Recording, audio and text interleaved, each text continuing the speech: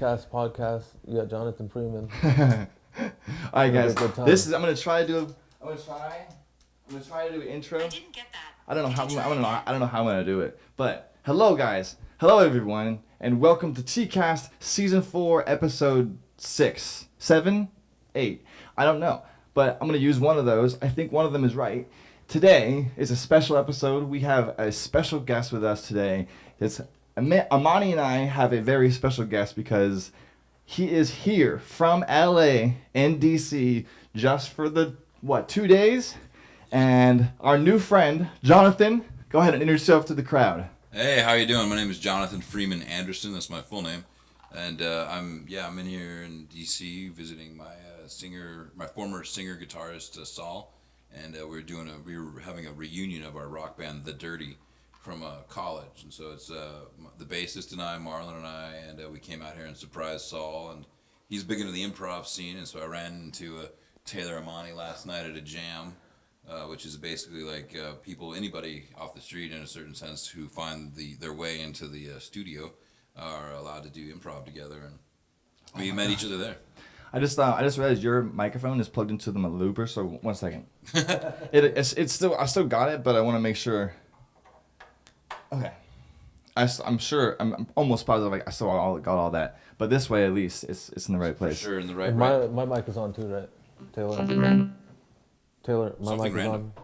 Sorry? My mic is coming through. Oh, I'm almost positive. That one I can't check right now, but but I'm almost positive. Okay. This is the first time I've done this much production for just one podcast.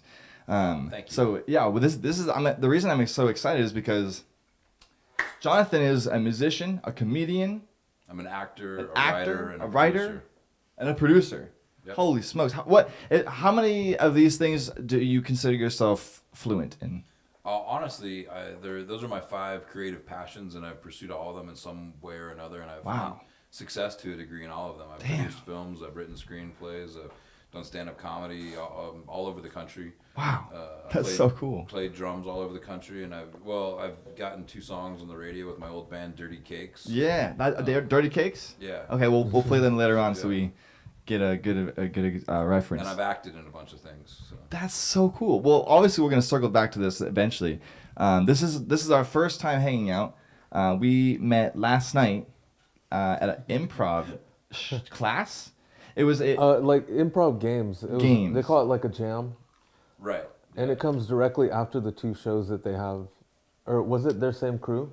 Yeah, so like Saul and a couple of the other people there were like regulars that do the improv. Okay. And, Marlon and I and the 2 other women that were there, and you guys, I guess we're just like people that came and found it and did. Yeah, Mani's in charge of getting the credit for that because he messaged me practically. Oh no, it's been a little bit more than 24 hours. It was yesterday at like 7 p.m. Yeah. He's like, hey, do you want to go to how do you feel about improv? And I was like, performing or watching it? He was like, performing. I was like, yeah, dope. I mean, I would also watch it. I was kind of expecting him to say both, but I think improv is dope. We occasionally will do like little improv riffs. And the reason that I did that is because every time like I mentioned that I'm going to do something or I do something, Taylor's like, oh, I could have recorded you to do it. And I was like, okay, this time I'm actually going to do improv. So like I should definitely make sure I include him in the loop. You know? Absolutely. Yeah. So typically, how'd you guys like that?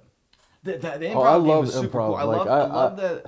I love the fact that we walked in and it wasn't like, you know, everyone like takes a break to like welcome. It was just like, oh, just join in. Yeah. Because that's pretty much like the definition of improv. Like, right. Yeah, you guys didn't seem hesitant. 2 random guys walk into a room. Yeah, right. Yeah. Cue joke. Yeah. Yeah, and the reason I thought it was genuine, or the reason I liked that it was so genuine is because instead of being like, oh, hi guys, welcome to this and that, it was like, you guys here for the thing? And we're like, yeah. And then like, okay, cool, let's play. And the squirrel nut tree, I think. Yes, tree nut squirrel. Yeah. Some shit. Either way, but that shit was so fun.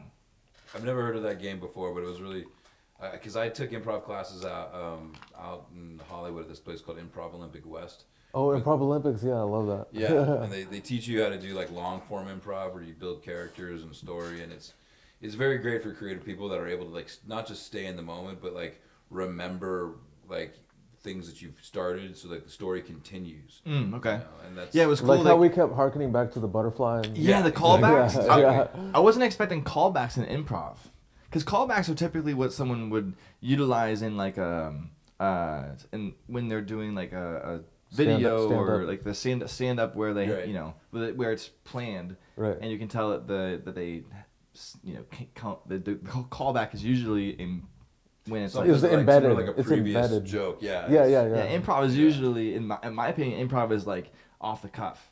And he keeps going like that, depending. But I think like a lot of the people that already were like regular performers there, they understood that like, and this works in stand-up comedy too. It's like one of the funniest things. It's almost like a psychological trick. You'll suddenly hear the people laughing harder simply because they remembered something you said 2 minutes ago. You know? Yeah. Okay. It Yeah, 'cause registered. Right. And like, I know what you're saying. I've been there. That makes me feel good inside. Yeah. I couldn't. There was obviously my first time in doing like that. So when people were laughing, I was like, are they laughing to get other people to laugh? Because it does make me laugh. Like when someone laughs just in general, it just makes me laugh also sometimes. Because like, There was definitely a point that I caught myself just like grinning for like over 30 seconds, and I was like, okay, I gotta actually like get into a scene. I'm just standing here smiling. Yeah, it's just like sitting there, loving like, being enjoying the back. show. Yeah, just loving being back doing improv. And I was like, okay, snap out of it, like get into it, you know? Yeah, get into some sort of Um, character. It's easy to like Yeah. get lost watching other people do Yeah. their thing. I Right. totally get that. Yeah. I can see how like, because on both hands, like part of me is like, oh, what's gonna happen next? But another part of me is like, I want to participate. But like my head's like, I'll end up just keep going back in and continue to participate. So it's finding a balance. I feel like with sharing the space and enjoying the space, you know. And that's it's really it's a unique skill that I have lots of respect for. Like because coming back here and visiting my friend, like I had no idea after all these years what he was into, what he was about. And so, like, essentially, it's been like constant variations of improv. Like the second day we were here seeing him, he took us to a showcase of kids that he was helping teach improv. And we saw like levels, so like level 1 through 4, and each one was a little bit more experienced than the last one, and so you can see the evolution. And then the next time, you know, we did this thing that we did last night, you know, and he was doing, I guess, another improv thing tonight. He's practicing with his team that he worked out with. Wow. So before we did our thing, they had two others. Yeah, Two shows. established shows. So Yeah. did you get there on time for the? For the previous 2 shows, which was like at 7:30 was when they started, you know. So Yeah. like You your thing. you saw the first 2 shows? Yeah. Oh, so you were there for a while. Yeah, Okay. I mean, like we basically rode there, Yeah. expecting to hang out with Saul the whole time, and I don't know. I You didn't realize you were going to be doing improv. No, I didn't Oh, really okay. know because he said jam. I thought we were playing music. Yeah. Yeah, kind of- so Taylor was confused too. I was like, it's no performances because we're literally doing the performance. Yeah. But like, I didn't know how to explain it, like over text, you know? Yeah, I mean, I was looking at it on the computer, and it was it looked like they were trying to convince people, like, hey, we're full. And because I was reading it, like, no performances, like, oh, like, we're full, like, don't come here to perform. So, Oh, right. and I was like, oh, shoot, okay, so maybe they're full. And they do think maybe there's no tickets? And he was like, no, I got a ticket. I was like, how? And then he's like, no, we're fine, let's go. And I was like, Yeah. okay. Yeah, because there's 2 other women that were there that had the same thing. Like they saw it on Eventbrite, Okay. I guess, and we're like, well, this is something fun to do after a couple tequila shots. Yeah. You know, and Yeah. there they were. You Yeah, know. I mean, we would do it more often if we could find it spontaneously, I think. Because it was spontaneous. He was like, yo, want to do this? I was like, yeah, let's do it. I brought my camera because usually, if we go out and do something, I bring this camera, and people are like, what the fuck's going on? Yeah, Right. they want to be on. Like, they want to be Most on of the camera. time, yeah. I'd say 99% of the time, people are like, cool, what's happening? The 1% can I be in people are there? like, no cameras here. Yeah, like, don't film me. No yeah. film. So ironic because everybody's got a camera now. Right. Yeah. You know, you're like, And Everyone has a phone. usually I try to say, like, I'm not filming, it's an Xbox. Yeah. And they're like, they either enjoy the joke and they'll be like, okay, very funny, go ahead, or they're like, no, not funny. I no longer like you. yeah, I can't do this. I unfollow. We're not friends anymore. All right. That's the other thing is it's like being on in this city. I'm curious with your camera, how many people are like, much more like sort of low key, not trying to be noticed. I think that the chances that we have bumped into, like, there's probably someone in one of our videos that is well known and has never mentioned it because they're like, I'm so pissed off that I'm in the fucking video. Like, because if you ask me to like blur you or take it out, then I know who you are, and then you can't really expose yourself by saying take me out of the video, and then because I'll feel bad either way. Really fast. That's a funny topic that I wanted to explore. Totally. So I'm glad that I could like talk about it with people that are kind of artistic in their nature.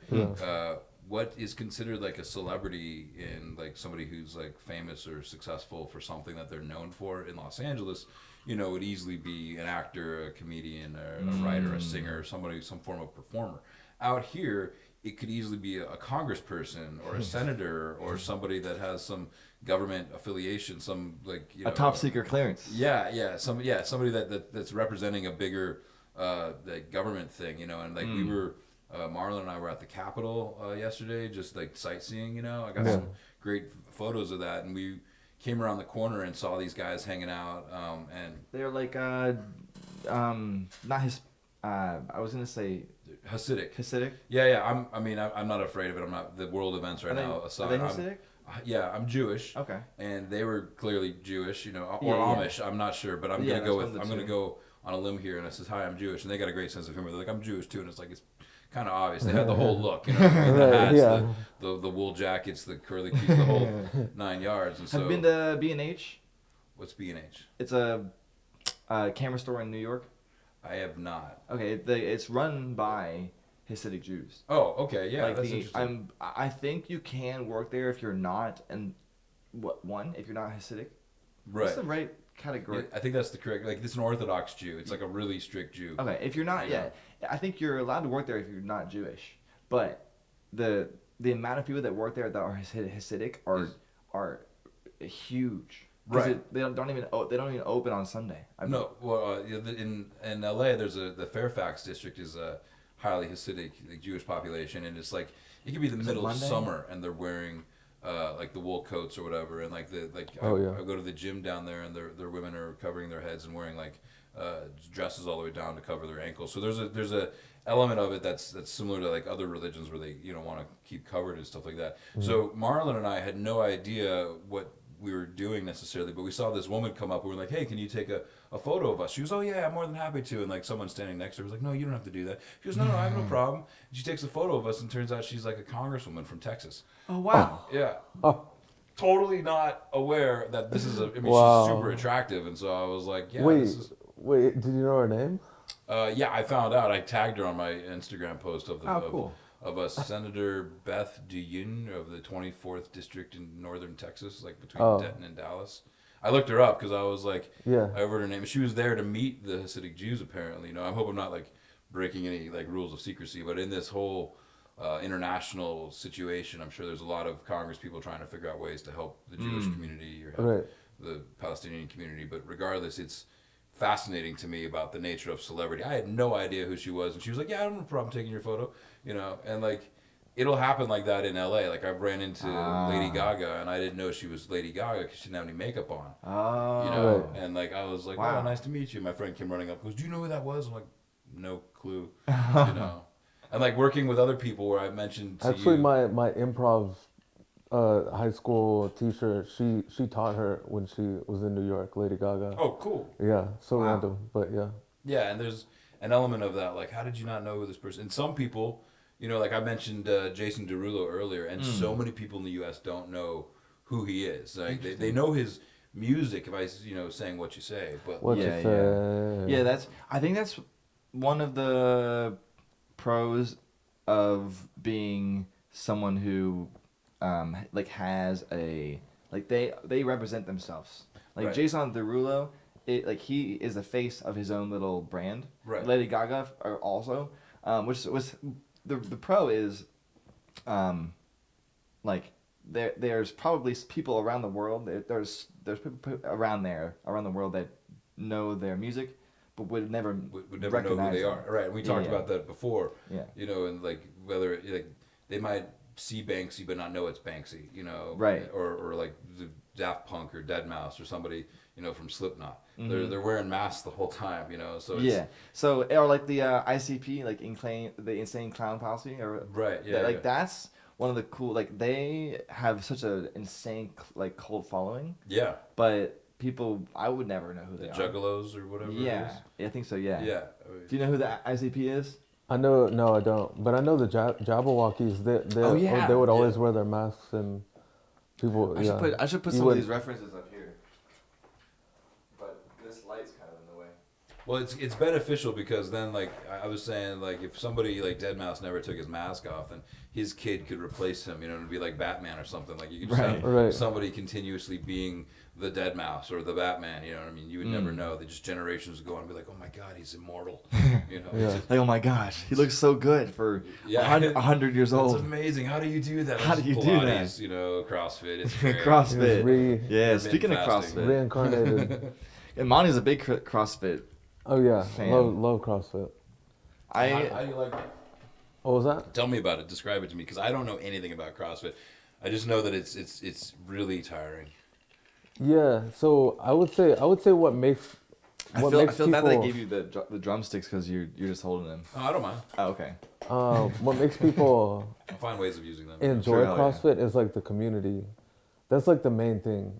Because the thing is, when you do those workouts with like other people, in a group of people, everyone's doing their own kind of workout thing, like their own level, right? So some people might be doing what was prescribed. Some people may have scaled it back a certain amount. Okay. Everyone's at a different ability, but we're all doing the same workout. Interesting. Okay. So I think that's the really like cohesive aspect of CrossFit that makes people really like it, that they don't really know how to describe. Does it matter when you started, or like if someone walks in the door on their quote unquote first day, would you be able to notice that it was someone's first day?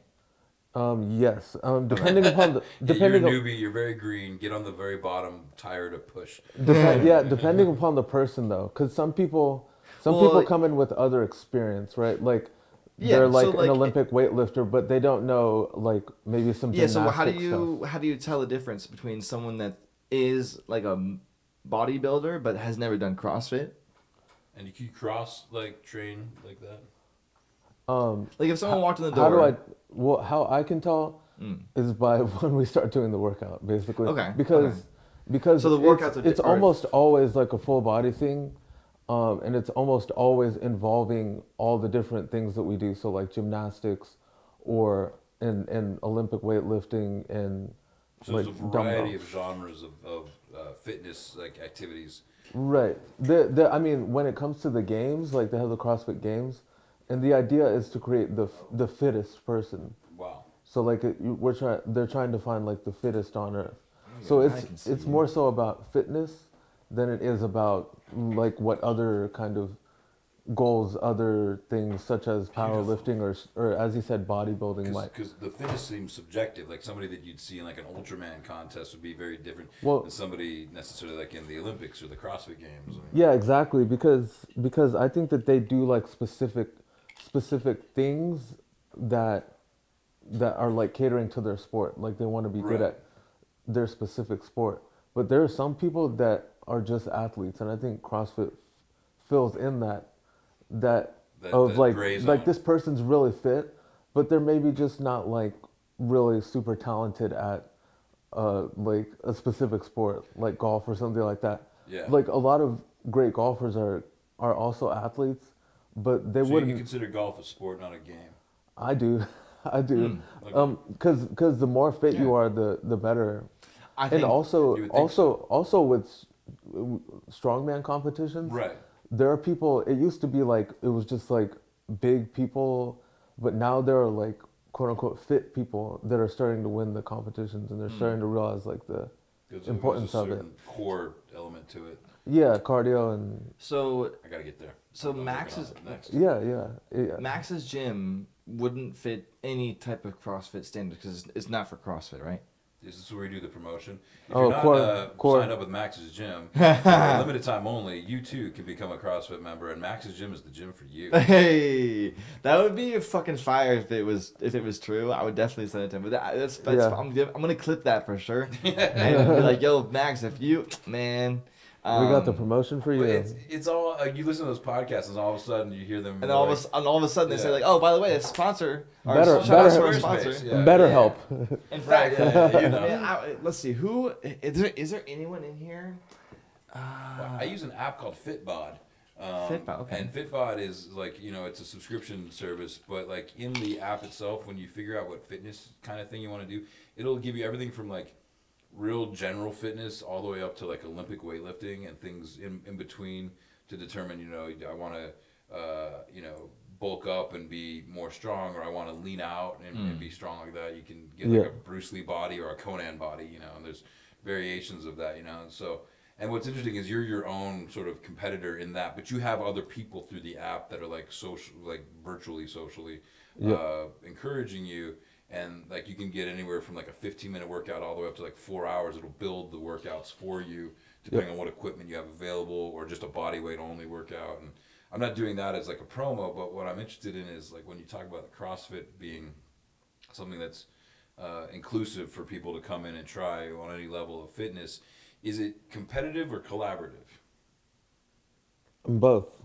Okay. Both. I would say it's definitely it can be what you want it to be. Like most people are just there to do a workout. Like they could really care less, but some people are there because they want to. Like I mean, some CrossFit gyms don't, but I mean, my gym does. We have like a leaderboard, so you can see what other people did to just kind of see how you stacked up against them. But there's no stakes. Like we're all just paying to be there and have fun.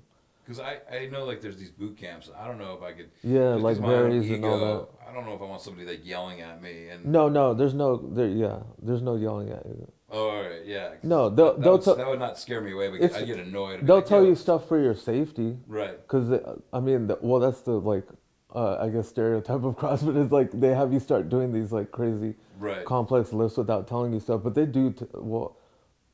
Good coaches will tell you like, you want to fix this. Like you do not want to start the workout Right. with that kind of form. There's a Because different- you're gonna hurt your back or something like that.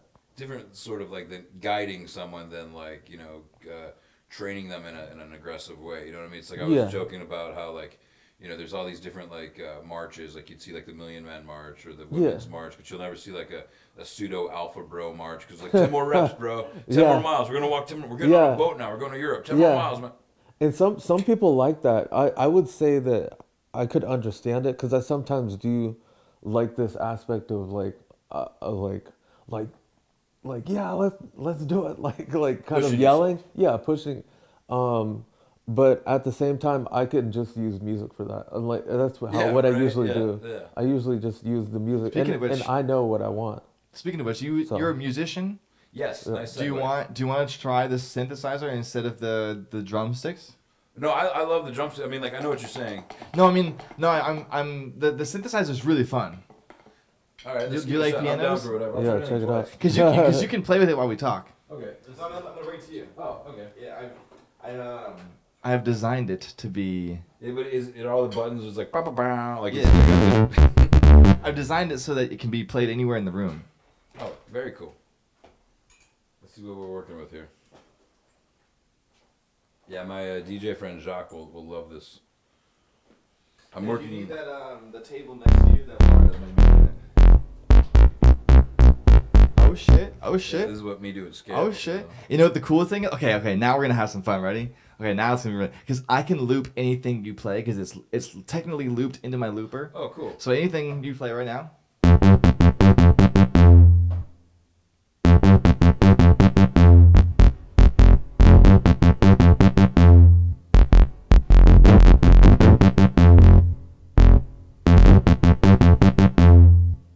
I'm like adding elements to it. Yeah, go ahead. Right, put that same thing. I'm gonna loop it for you.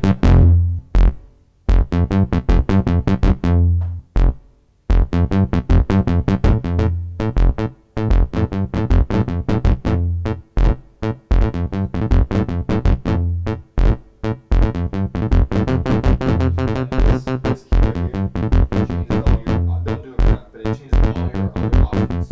Okay, So cool. that's all the options. This is your octave. And then other than that, these four, you can make just wildness.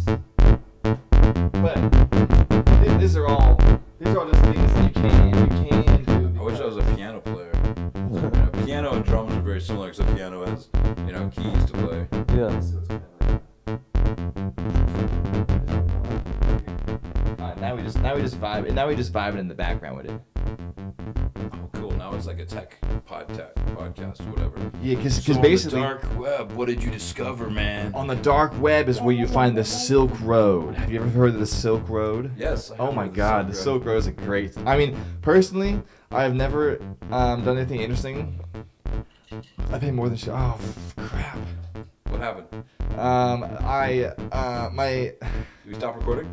No, not at all. Not at all. I got a job offer. Then I was like, oh, I can't because I'm out of town. And they're like, I pay more than whatever you're. I was like, Oh man, look at this guy multitasking. All right. But you gave me an interesting. You guys ever think about like synchronicity, like the nature of how things like seem to like line up in crazy ways? And Yeah. It just seems almost like perfect. I have this thing where I'm constantly like, this feels orchestrated. Like, whoa, like how did this fall into place? Right.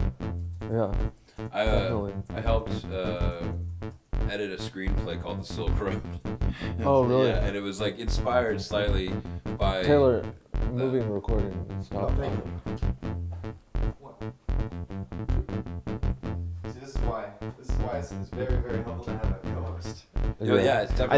I've never called him a co-host yet, but definitely like, You're Sorry, next, but- you're next to the co-host. No, for do sure. you feel like a co-host? Yeah, definitely. Because like people on my channel are definitely confused as to who you are and what you are on the channel for because yeah. because He's we a co-host, everybody. Yeah. This is Imani. Yeah, I'm hi. getting on both sides. You know, yeah. I'm the co-host. Yeah. still did I mess it up? No, it's still- No, no, this it's is on fine. me. That one's on both of us. Yeah. This is Yeah, and I love that you set it up in a way that you have multiple angles, so you can play with. A lot of podcasts. I mean, well, a lot of the professional ones, you see it where they'll cut from one person to the other person, like the double shot. Or what do they call that? The two. You know, when you see both people at the same time. Yeah. But like. Double pan. Double pan, yeah. But then again, there's other ones where it's just like a wide view the whole time. you Yeah. know? And at least this way, when he edits it, it's interesting to the audience to be able to like go back and forth, and he'll pick up when something's like interesting, you know, Yep. to Yeah. focus on one person or focus on the other. That's But sorry, I cut off your Silk Road. You said Yeah. you did a production. well, no, I edited a screenplay Yeah. and helped like Synchronicity. rewrite it. Uh-huh. And this is interesting because he mentioned the Silk Road, and the director, original writer, my buddy Sandhu Nagreya, he super talented director, and we're currently looking right now to cast it so that we can go into production on this film called The Silk Road. Oh, is it And about the Silk Road? Well, it's kind of about an international like drug ring, and it involves like the Yakuza and like Oh, the wow. French mafia and like the German mafia, and there's like this whole premise of basically like a really crazy drug that they put into like a, I don't want to ruin it too much, but they turn it into like a dye that they dye this dress with the drug, right? And they have to try to get the dress to like the like New York Fashion Week to go walk down the runway, Oh. and that's the way that they're essentially like you know, transporting the drugs so that nobody knows about it. Cool. But this girl and this guy who are kind of like the and I want to say like Mickey and Mallory, or the you know, the crazy couple. They steal the dress and they go on the run, and then the guy who's like the lead singer of this German punk band is being chased by, oddly enough, his own brother, who is been tasked by like one of the mafias to go get the dress back and go get this girl. And it's interesting is when I wrote when I rewrote the script, the director Sandhu was like, okay, well, I want you to play the drummer in the German punk band, right? And so there's a scene where like the lead singer, he comes backstage after playing a show and basically cusses out the manager and the owner of the club, and you know, basically gets us all to like not get paid as the band for this show. And he's super drunk. He like, you know, takes a bottle of beer and breaks it over the head of the club owner and stuff. It's really bad. And when I rewrote the script, originally like every member of the band had a line, but then since I had like the luxury of writing it in any way that I wanted to, I gave all the lines to the drummer. Oh. So that way I would have a nice little extra, like, however many minutes on screen, and I get like a bigger part, Yeah. because that's all I'll be on screen is that moment as the first. And we recorded the song. We have a composer, and that was I recorded drums last week with my dad, and I played a bunch of shows and recorded like a bunch of songs. But this particular recording session for this like punk song was the most unique way I've ever recorded any like song before in my life. Like, Whoa. I came in like fully prepared with the song memorized to just go into it based off the guitar parts and just do it. And I did it pretty well for the first take. But then the composer was like, you know what? I like what you did there. Play this a groove like this. So I played like the regular groove, and then he was like, all right, now I want the toms to be in a groove like this, and then we're gonna add a little bit of cymbals over here like this. And he isolated all of the different parts of the song. Wow. And then he composed it from all the individual drum takes that I did, instead of it being like a consistent run through of me Like playing. he compiled recordings of each of your Yeah. performances. Yeah, and each of the different instruments. So this is all the toms, and this is all the cymbals, and this is all just the hi-hat, or this is just the snare, and like using all these individual elements of my performance, he created a whole song. Wow. I've never done anything like that before. Okay. And it sounds, That's what I like doing with this. Yeah, and so like it comes back to like what we're doing like here is you're able to take like one sound, or on this looper here, Well, or the synthesizer. Yeah, synthesizer. The looper's in front of me. And then from that you can build into a whole song, and that's I want to get a launch pad. Have you heard of a launch pad? what is a launchpad? So it's like they're basically buttons, but it's I've had an octopad, which is like different sounds programmed into like an 8-pad thing, and then you hit the different things. And a lot of drummers, like Linkin Park's An drummer, 808? would use it. yeah, exactly. Oh, yeah, okay. super cool. I mean, that would be more advanced than the one I want because you're more of a drummer. You're an actual musician. Oh, that's I'm- kind of you. They don't think drummers are musicians. Well, I'm just kidding. It's all the drummers don't. yeah, no, it's okay. I mean, I might clip it just to bring some hate towards you, but Fine, whatever brings the followers, right? Good press, bad press, it's all press to me. hey, Right, yeah. amen. All See, press is I knew good he was press. cool. I knew he was cool. I Guys. know how this works. Pass the vibe check. All Pass the press vibe Give me the is good followers. press. Fake news. I'll get more followers. I don't like, but I'll be fine with I actually it. got it tattooed. I got it tattooed. Yeah, he has fake news. I got fake news tattooed right there. Oh my god. Yeah. It's pretty funny. Part of your story. Mainly because I used to work at Fox News Channel. I actually have a hat that says faux news. Tell me about your tattoos, man. Because I got like 4 of them. Okay, part of the family. Yeah, and So Imani's naked, but we're working on it. Yeah. you're a blank canvas. Yeah. Blank canvas. And people, the difference is that the thing I didn't realize before I had tattoos was artists love a blank canvas. It's true. Love it. Like they would love nothing more than someone come up to me and being like, "I'm a blank canvas and I want your work on me." Right. It's like popping a girl's cherry. Yeah. It's funny. It's true. Because like if you had one tattoo, the chances of you being done for life are it's possible it's 1%. Right. Or up to, I don't know, pretty high, up to 80%. Yeah. I don't know that many people with one tattoo, but it's possible. I caught the addiction and just went fucking nuts. It's a thing. And, it took me a minute. I got one tattoo. It was the wink. Right. 'Cause Then- that's your handle. Yeah, my handle. Because I was like, my first tattoo has to be crazy enough for people to be like, of course. But it also all has to make enough sense for people to be like, oh, okay, yeah. So I get that. I was going crazy with Instagram back in 2018, 19. I was just like, it was like all I could focus on. I had a job, but it was all I focused on was like trying to get as many Instagram posts as possible. I was doing one a day. And Just one post a day. yeah, it was like I'm gonna do this for a year, and so I took like 1 million photos and scheduled them. Okay.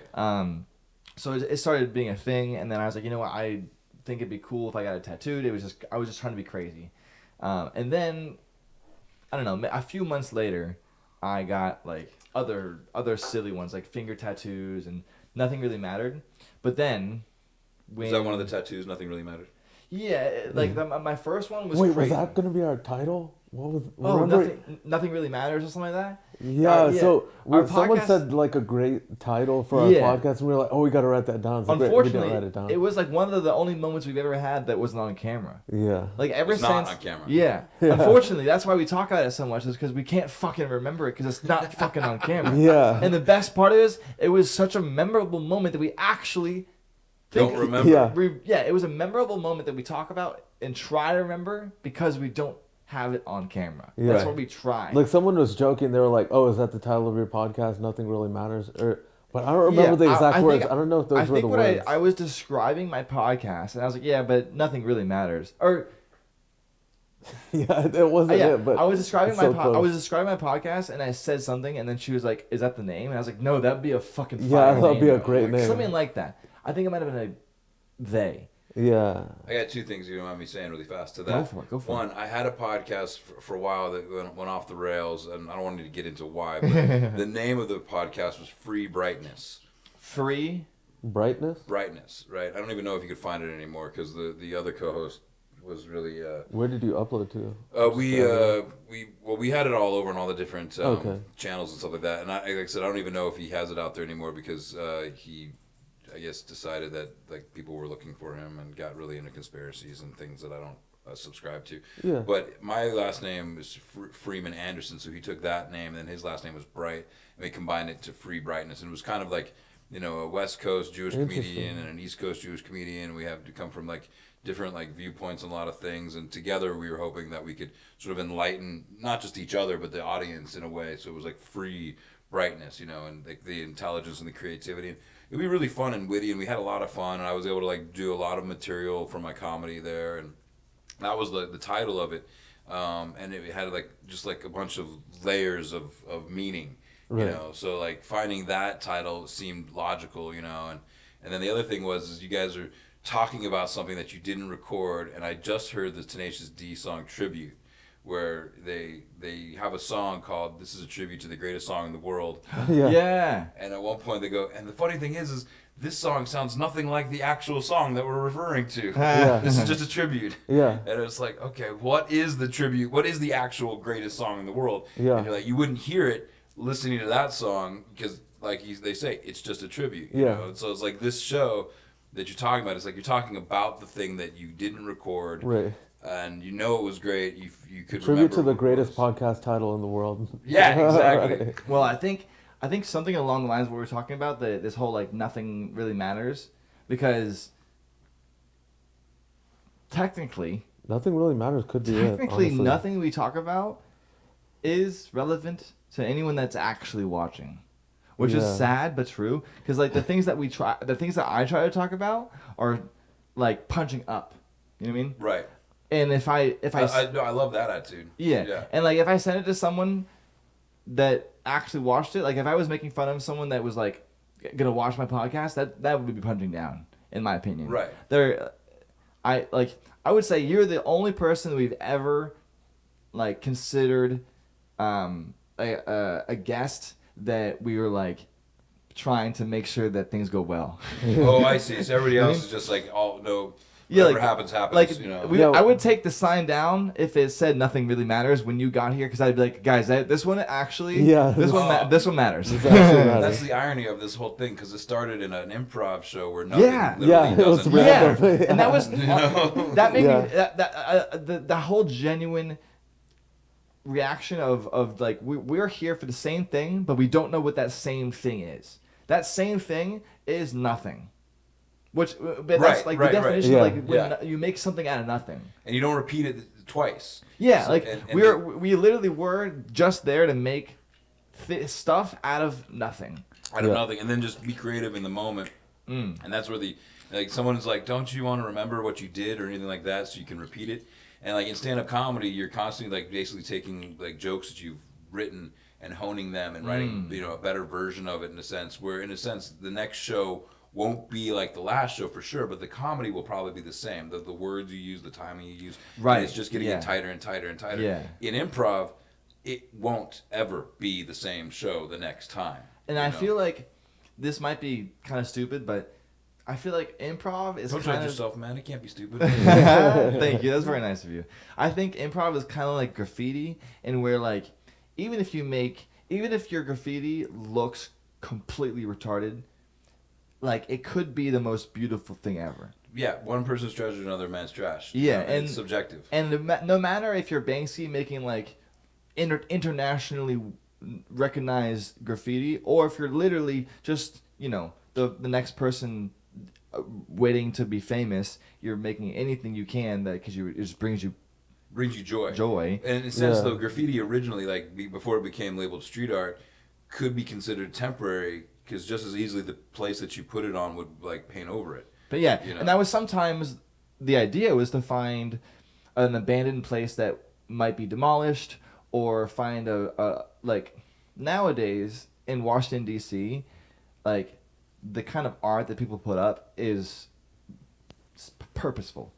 Right. There's usually an someone's like, to it. please it's like a mural. A mural per se, and like if you find a place that has graffiti on it and it's not removed, it's because it looks good. It looks good, or it's been paid for. Or it's like, intentional because it's DC. It was great, but we paid for this, so let's just let it be. You know what I mean? Yeah, I mean when I take Amtrak, I don't know if you ever take Amtrak. But It's going through New Jersey. It's graffiti everywhere. Yeah. And it's actually really nice. Yeah. Like I don't mind it at all. I mean, if I wake up from my little nap, because I usually am at Amtrak like 6 a.m. or whatever, but I wake up from a nap and I see art on the walls. I'm like, all right, cool. Yeah. Very cool. I mean, because it implies so much. Like how did you get it there? How long did it take, and et cetera. Have you heard of now that I mentioned, Have you heard of The Get Down on Netflix? That was great. Yeah, Baz Luhrmann, who did Elvis and Moulin Rouge and Romeo and Juliet. He directed, I think, a couple episodes, but he produced this show about like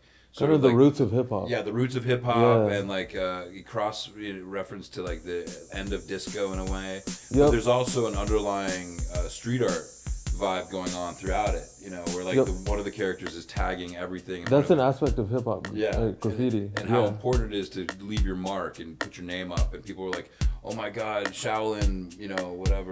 Master. It was like so clutch, and then evolving into like hip hop, and how important it is to like have a name, but without it being like internationally known. There's kind of like a certain respect in being subversive and having like a niche underground thing. I mean, being underground these days is slightly more respected. Respected or like sought after. Yeah. Rather than being like because if you are successful, quote unquote, overnight, the first thing people will assume is industry plan. People are like, oh my God, this is. That's that guy that did West Virginia, Richmond and Richmond. Oh yeah, Richmond. North of Richmond. Yeah, Richmond, north of Richmond. It's But kind of what that like he was like, I don't want to be famous. Like This is the first time so many people. You don't need to know it, man. It's ridiculous. That's But crazy. you're right though. No, that's crazy. He was like, I don't want to do like I don't people wanna are calling crazy. him from what? Tennessee. You both know? I don't know this. What? You haven't heard of Richmond, north of Richmond? It's a popular sort of He like probably working did. man's song. Yeah, Okay. I'm I'm gonna search it. No, the Fox audiences love it. Like, Dude, like in I'm their debate. so bad. I mean, yeah. I like the groove. I like the thing, but some of the lyrics were funny to me because it was like a lot of like. north. Richmond, north. Richmond, of north of Richmond. Richmond. Yeah, Two basically words? he's talking about DC. Oh wow! Yeah. But like in the Google's presidential debate, of course it is. Yeah. The Republican debate. I typed The very Richmond. first question was about Richmond, north of Richmond. Yeah. And they're like, so how do you feel about this audience and this song? Oliver. Like, Wait, Oliver where? Anthony. Yeah, that's his name. The primary debates were the Republicans. Oh, the yeah, very yeah, first yeah. question was. They said that? Yeah, it was asking about. I This should have song. watched it. I only watched Trump's thing because he was like, Dude, he sat down with Tucker Carlson. Oh, yeah. So that was the opposing thing to watch. Yeah. Yeah. But like and that had like I don't know, not nearly as many views. But the funny thing to me was the question they asked like all these other candidates running for that for the Republican primary. The first question they had to ask was about this song. Yeah. Because the truth is It was very popular at the time. the voters and like the audience of Fox wanted it at the It very resonated time. with them. Yeah, it really clicked with them about like the nature of whatever is like going on in the country that they were interested in. It was related to them through that song. Yep. You know? Yep. I'm not trying to get political too much, but like No, yeah. in the nature of that, No, yeah. like having an impact yeah. beyond what the guy expected is fascinating. You know what I mean? Like, and what do you say when somebody who's not intending to become famous becomes famous, and then do they become a sellout? You know, like I think Banksy, if he's not known, if he becomes known, then it loses the luster of like owning a piece of Banksy art or something. You know, like or the nature of what he does. Owning a piece of Banksy art is. Well, when something goes from underground to mainstream, it becomes somewhat diluted, don't you think? Yes.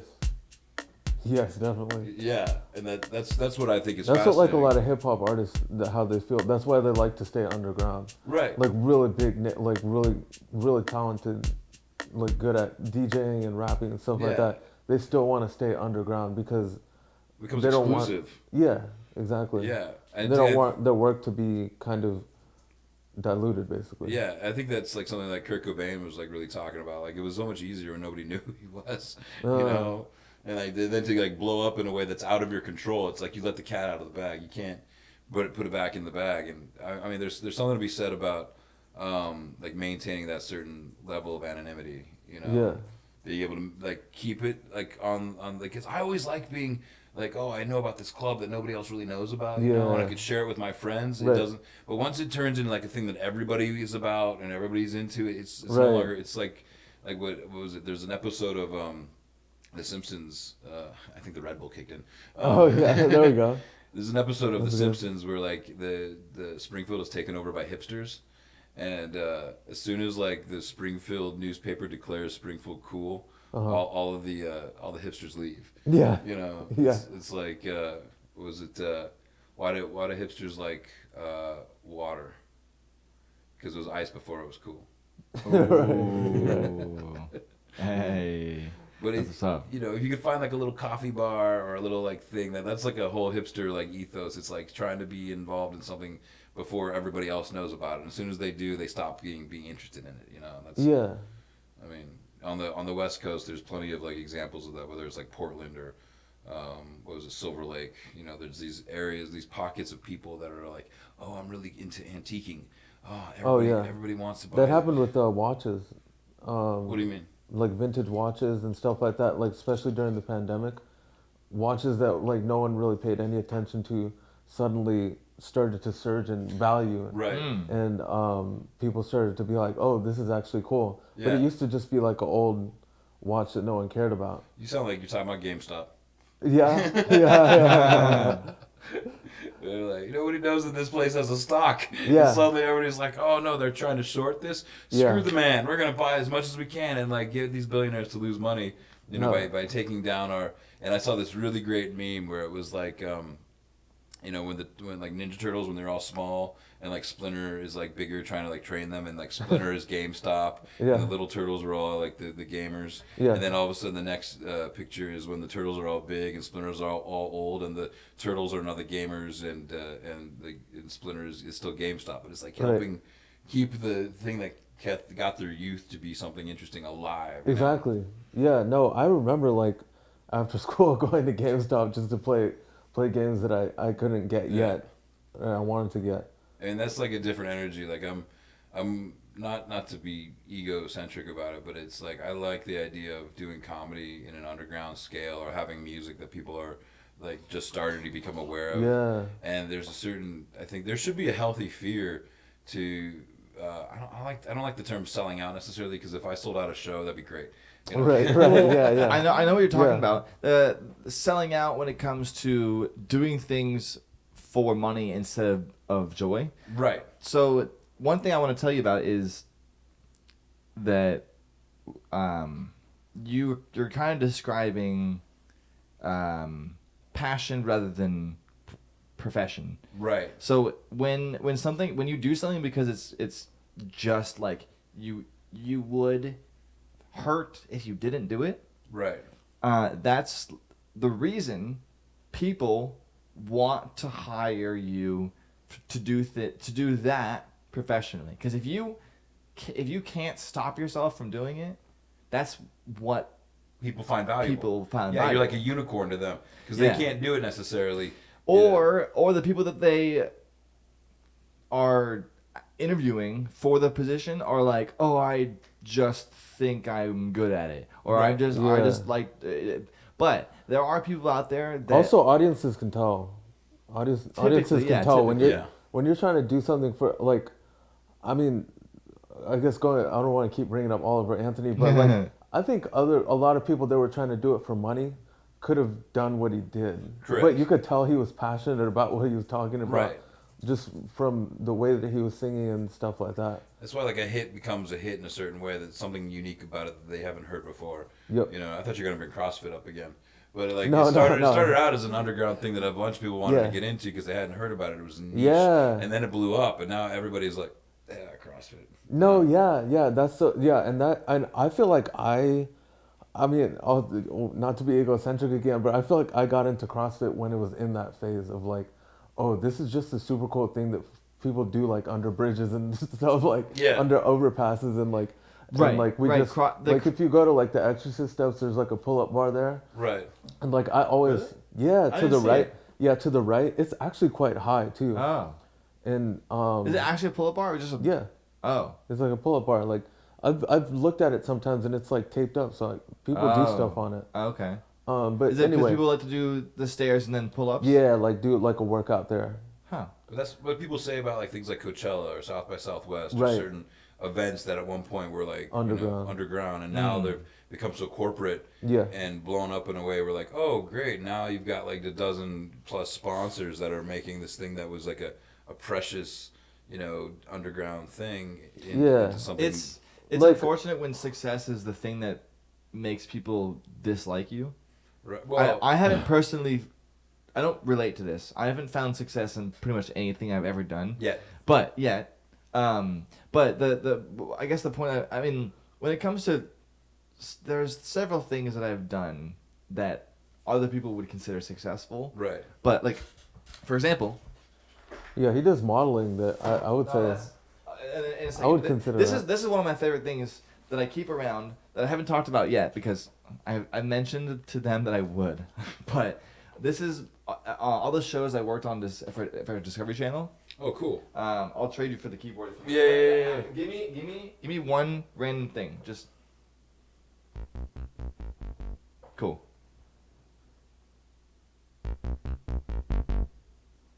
It almost sounds like Zelda or something. Yeah. Like old school Nintendo. Getting into a game. Yeah. What was it? MIDI.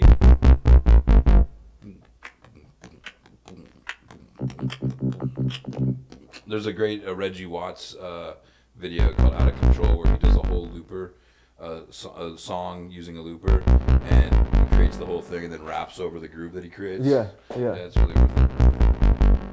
Whoa, look at all this. Tell me if there's any of the shows that you've ever watched. It'll take you a while to find one that you've actually watched. Probably. I mean, if you like. happen to, if you have, let me know. It'll take a while though, because they're all random fucking shows. Strip and rip. That was a car show. I never. No. It sounds like a lot of these. And it's another thing where it's like the Discovery Channel has become about things way more than just like animals. Yeah. TV no longer shows music videos. Yeah. Hey, do you mind if I? This like. Oh, am I not allowed to? Hey, is the lighting okay on his camera? Is that what you just did? No, he's fixing the. Oh, okay. Yeah. Oh, that's good. Yeah, I don't sound. Now that we're like in the fun. This is what I call like the fun zone. This is the gray zone where if someone's watching right now, that's because they have been enjoying whatever it is that we're doing. I hope so. Are you live streaming this? No. Oh, okay. But by the time you edit it, if someone's watching, by the time if someone's I act like once I press record, I act like everything is live. Gotcha. No, that's good. Because like Imani has kind of seen it. Like I'll go from being a normal person to like straight back into like and now and now here we are and he'll be like, why did you do that 6 times? Like, because in my head it didn't sound right until. And we're back. And we're back. So what I want to tell you guys is that we're here for TKAST season. My recording stopped again. Oh, it might be actually this one. Probably this one. Carful, yeah, I had a feeling.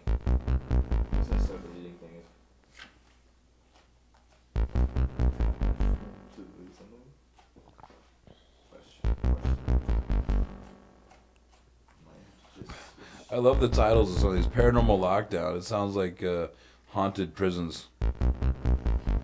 Yeah, that's the craziest part. Is like I don't. Oh yeah, I've seen my 600-pound life done. That's just sad. Yeah. It's mean. Like I mean, like no offense to like the producers of these things, but it's like to expose these people in such a way that like they're. I've never, yeah. Oh, 600-pound life is. I've only seen like a couple episodes because it made me really self-conscious about my own weight, which I think is part of the. 600-pound life. Oh yeah. Okay, yeah. And it's almost, I think, part of the intention, but I wouldn't want to be That rude. doctor? That doctor, he's an interesting guy. Yeah, and I know there's part of it that's like trying to help them turn their lives around. But it's well, the point of the 600-pound life show, you gotta remember, like, those people did not choose to be on camera. Yeah, I'm gonna flip it. Oh, really? I'm Actually, gonna flip the screen out of it. Oh, good point. Yeah, thanks. This is. I'm just doing this temporarily. Oh, thanks. I'm gonna transfer this footage while we're doing this. The reason I disappear into the ether for a few seconds occasionally is that this is the most multitasking I've ever done during a podcast. And thank God for my co-host over here. He's doing great. I would be lost. Thank you. I'd be lost in the sauce right now if I was by myself. Well, I mean, I'm just glad to be a part of this because I haven't really done a podcast since the last one that I did, where it was just kind of a nightmare. I mean, host. Yeah, I was a host, and my co-host refused to release our last episode. It was like a 4-hour long like post-election episode, and he was so upset that it didn't go the way he wanted it to. Interesting. I was one of the problems with podcasts is I'm gonna try to clip this. Oh wait, yeah, I'm gonna clip that. I'm gonna try to clip this. Can we pause it for a quick second so I can use the bathroom again? I Yeah, drink so much please, water please, today. All right, welcome back from intermission. It's been 1 second for you. It's been about 2 hours for us, I think. I'm not sure. But now we are joined with our guests, our celebrity guests. I'm not sure how many. I don't know how to do this. But we have another guest with us. Go ahead and introduce yourself. I'm Marlon, here with Jonathan from California. Hell yeah. Glad What's up, to Marlon? jump How's it in. going? It's going pretty good. Thanks for having me. Hell yeah. Welcome to TKAST. I have no idea what we're doing, but that's the whole entire point. So welcome to the confusion. Welcome to the show. Welcome to whatever it is that we're doing. Most of what we've been going over is the fact that we met spontaneously at an improv show, and we found out that you guys are pretty much only here for like 2 days, accidentally. And so I was like, yo, that's a great reason to come to the podcast. And since then, we've done some of little things like this. So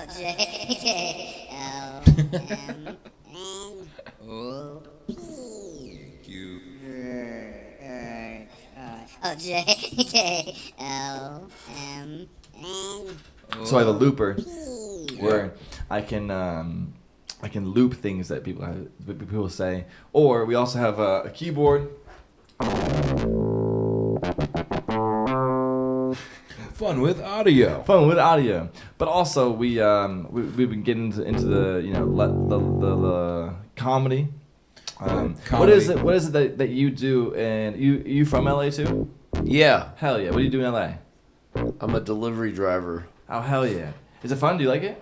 I actually do like it. Hell yeah! I'm a delivery driver in Virginia too. Nice. Which delivery do you do? I do Amazon Flex out of my personal car. I also do Uber Eats. Okay, hell yeah! My dad told me recently that I should do this Amazon Flex thing because it pays pretty well. Yeah, actually on Memorial Day, they offered $108 for 3 hours, which is fairly common. But the crazy thing was, I think so many people called out that the warehouse wasn't ready to give us our routes. So we stood in line. There was 30 people. I could hear them saying, like, oh, are we really going to have to do this? I don't know what they were talking about, but they ended up sending us all home without routes with pay. So we all got $108 each. Damn. Like 30 people, they just sent us. Like, I think Amazon paid out like $4,000 right there. We didn't do anything. We just showed up and left. Wow, that's pretty. That doesn't often happen, but that was Right. It was like a 3-day convenient weekend where day. everybody was like drinking or something in the warehouse, so they weren't ready for us. They didn't have the routes ready. True. Yeah, it was Hell pretty yeah. cool. That happened again to me actually more recently. It was like on Halloween or something. Oh, Yeah. amazing. Well, Halloween's a good day for it because Yeah. that way you can go do what you're supposed to be doing on Halloween, Right. which is being confused at where the candy is. Just kidding. You guys had a thing on Halloween where you were wandering, right? Yeah. Wandering and wandering. Yeah. All the candy was gone. All the candy was gone. Oh, that's Oh interesting. shit! I just realized your mic's not on, is it? I turned it on. Oh, I okay. don't know if it's connected. Can you hear me? There we go. 1, 2, and there we go. Okay, cool. Nice. Now Amani's with us too. I'm here. I'm here. The In the man, flesh. the myth, the legend. The man, the Amani. myth, the legend. In the flesh. So this is the first time Amani's been on this side of the camera. Oh man, This it's is the the- day for firsts. This Well, is with me green, at the same time. Yeah, the green screen side. Yeah, the green screen side. Well, we welcome saw back. your elaborate sort of like I saw the preview of what the show could look like with the green screen and how it works with the way you edit it, and it was pretty impressive, man. I really like what you're doing here. We can have a war over who's nicer. You, of course, I win. Of course. I appreciate that. Of course, yeah. Yeah. So when you guys head back to LA, what is it that you guys you're here you're trying to finish a record? Yeah, Jonathan really wants. Well, I want to put the bass lines down, but there's been like a flip where the singer guitarist like used to be really passionate about Super it, passionate. and after a period of I don't know, it's been over 10 years, but it kind of switched to where he's got other focuses now, and he's still like into music, but he's kind of saying that it's like when we played music, it wasn't serious, it was just a hobby. But I have like evidence true. that that's not true. Yeah. Okay. He clearly has altered his perspective on reality to like minimize his previous passions, and nothing against like pursuing passions. I have a variety of Absolutely. like interests, that I'm interested in going after and achieving things with, but it is like a dramatic sort of change in our friend's behavior in the nature of simply just let's get this done, you know what I mean? And he's like, nah, we don't have to do it ever, ever. And it was like, at first he was kind of, seemed like he'd be down, a little bit this, a little bit that. We talked about it where it was like, Yeah. but as the week went on, we became much more aware of how little he wanted to do it. Right. And I was almost embarrassed. I was like, are you ashamed of us? Oh my God. I was just like, knowing that that's like where our friend's at is good on some level because we don't have any pressure to like his input or not. We're gonna do it regardless, But his involvement is completely severely limited now, and it's by his own choice.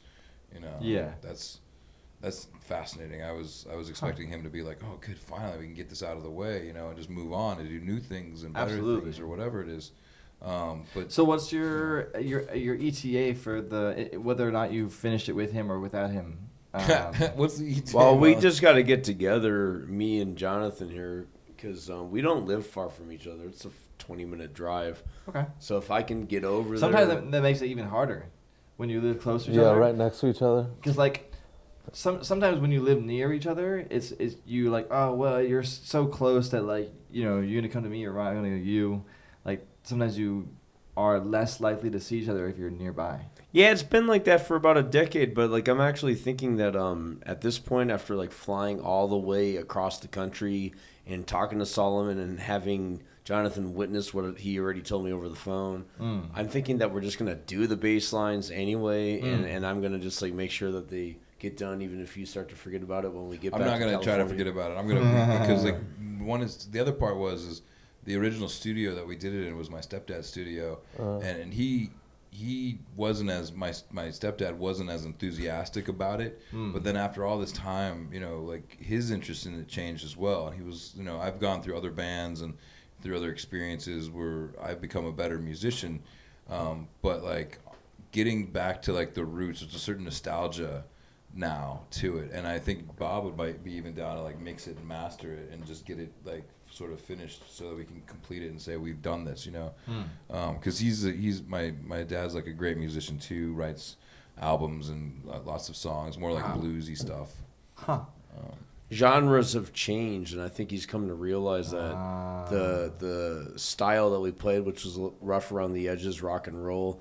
I mean, you could call it grunge, but in reality, like Nirvana was more polished than what we put out. But like, people appreciate that now. I think there's an audience for that now. But it's not even about that. But like, I don't really care if people hear it or not. But I do want to finish the record.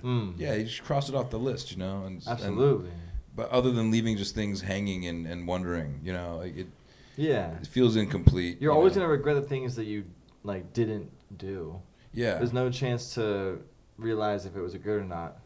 I heard a great like phrase once where it was like the wealthiest place on the planet is a graveyard because of all the ideas that went and died with those people. I know that sounds dark, but Yeah, absolutely. there's a reality to that fact. Like, you know, think Yeah, about, everyone has a $7 billion idea. You have to go through all the dumbass ideas to get there.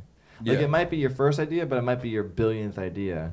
But like in order to get to there, you have to go through a lot of ideas, unless it's your first. But and we had to go through our own journey on a certain level to get back to this point with the record and understand the value in it. Where at the time it was just something we were a part of, and there was a certain passion to it then that I think like by us growing and becoming the people that we are today, we have I do anyway, have a stronger appreciation for what it looking back for what it is. okay. You know. And you have grown up were you a comedian when you guys started the record?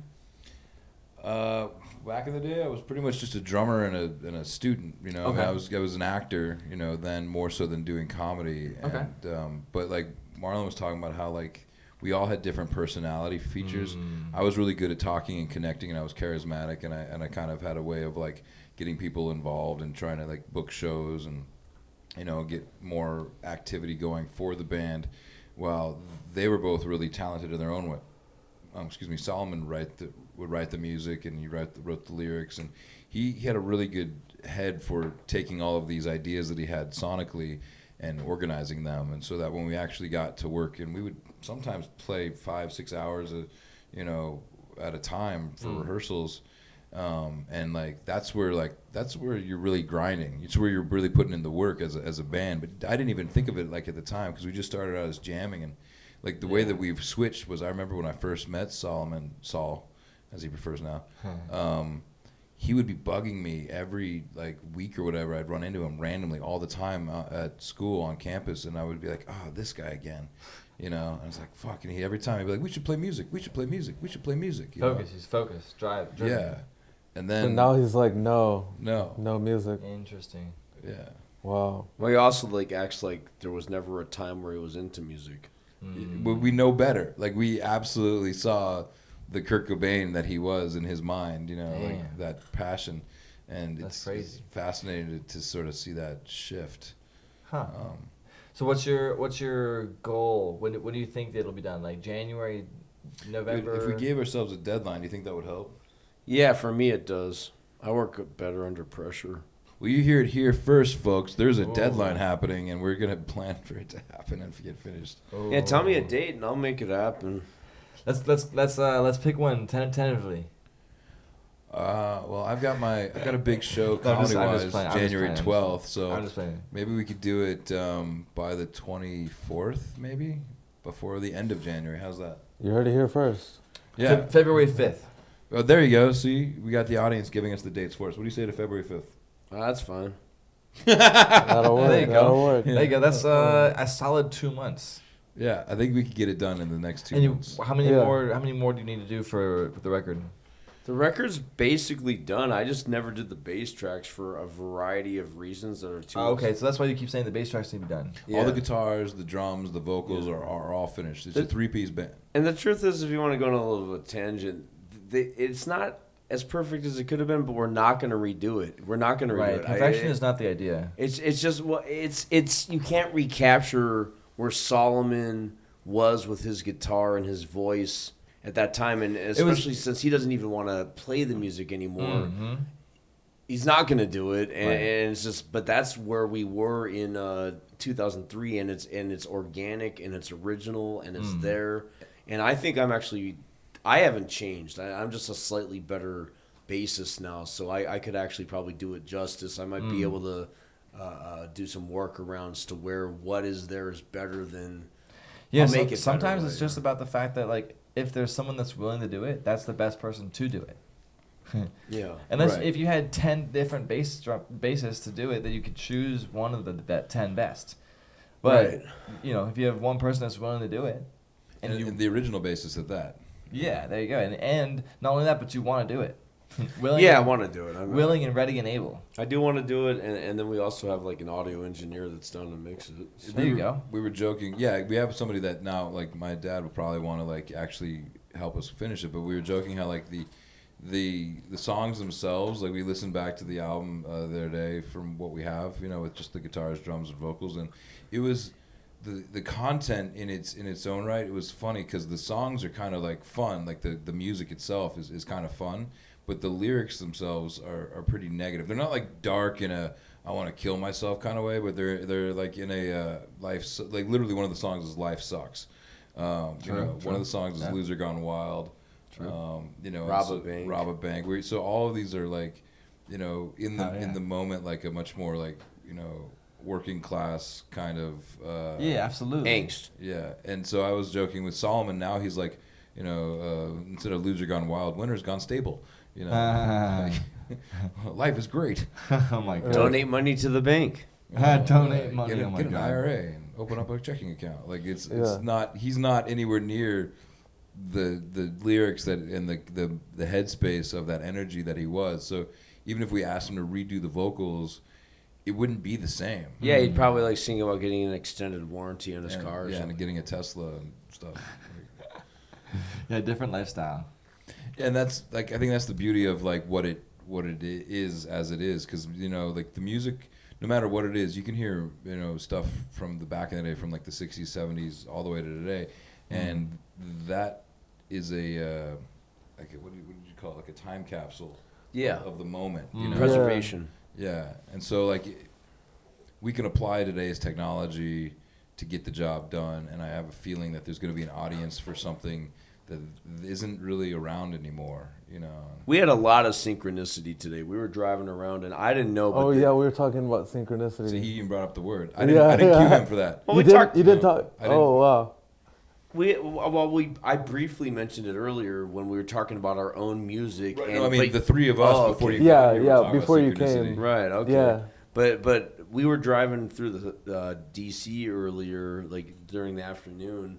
Jonathan pointed out to me, and I didn't know this, like 4 days ago, there's a Beatles song was just released with John Lennon's original vocals from the 60s, some of George Harrison's guitar from before he died, maybe early 2000s, and then Ringo and Paul McCartney, who are still alive, actually just like did some bass work and drum work, and you know, they're some of the most famous musicians that have ever lived, so they've got all the audio engineers you could ever want. Whatever they want. They just released this song 4 days ago, and that to me that was synchronistic with our music, to where it was recorded 16 years ago, but for a variety of reasons I never did the bass tracks.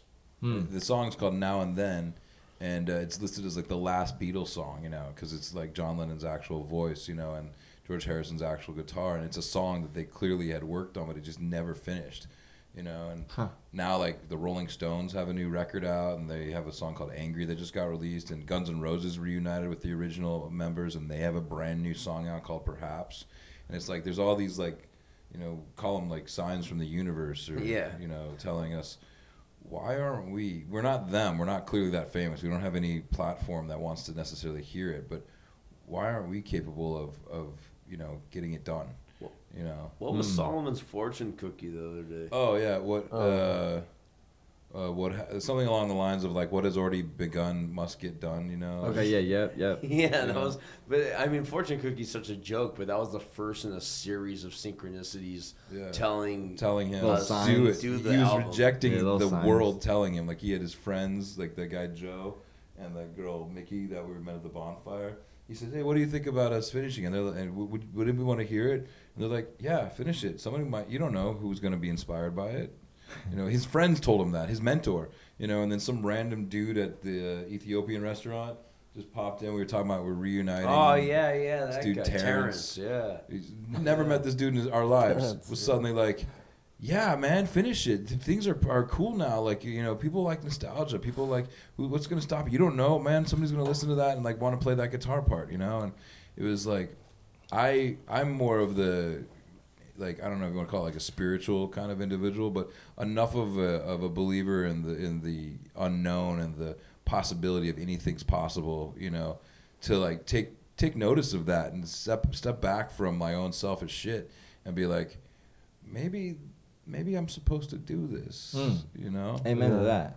And I like kind of to try and tie in like what we do and like what we talk about is one thing I was telling you about earlier is that it's interesting because sometimes we go around to people and we'll just say like for example last weekend we were taking pictures with people and some people will be just like no like I don't want you to take my picture, and we're like okay that's fine, but then some people are like yeah, like please take my picture. Some people will ask us, like they'll see him with the camera and say like, can you take our picture?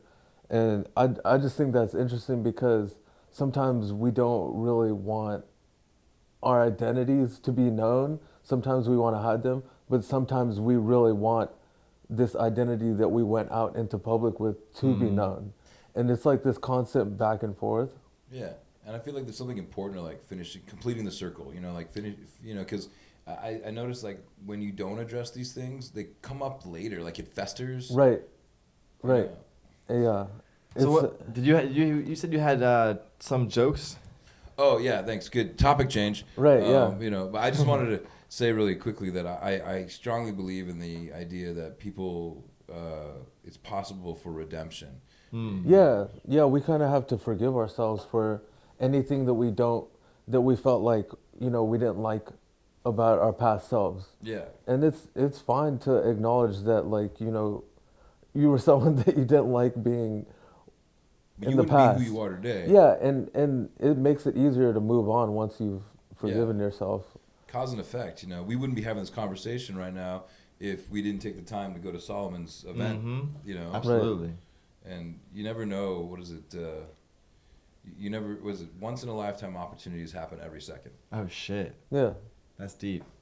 It's fucking true. I mean, like, and I've experienced it. Like, this is a once in a lifetime opportunity. Right. We're only going to be here till tomorrow. So why not jump on it instead of just being in the hotel asleep? Exactly. Exactly. Yeah. It is Exactly. crazy sometimes when you put your head on the pillow, when you eventually you're gonna pass the fuck out, wake up when it's whenever it's fucking time to get up, and you're gonna completely forget that this happened until it comes out, and then you're gonna be like, holy fucking shit. I'm excited. Yeah, that's gonna be cool. Yeah, that's how we shoot a lot of our content too. We're like, let's do this, let's do that. We don't know what's gonna happen or how it's gonna happen, but it's crazy because we'll be like looking back at the videos and be like editing them and just dying laughing. Like, but in the moment, I didn't know it was funny. Right. You know? Yeah. Because you're just going with the flow and you're being natural and authentic. Exactly. And that's the funniest shit.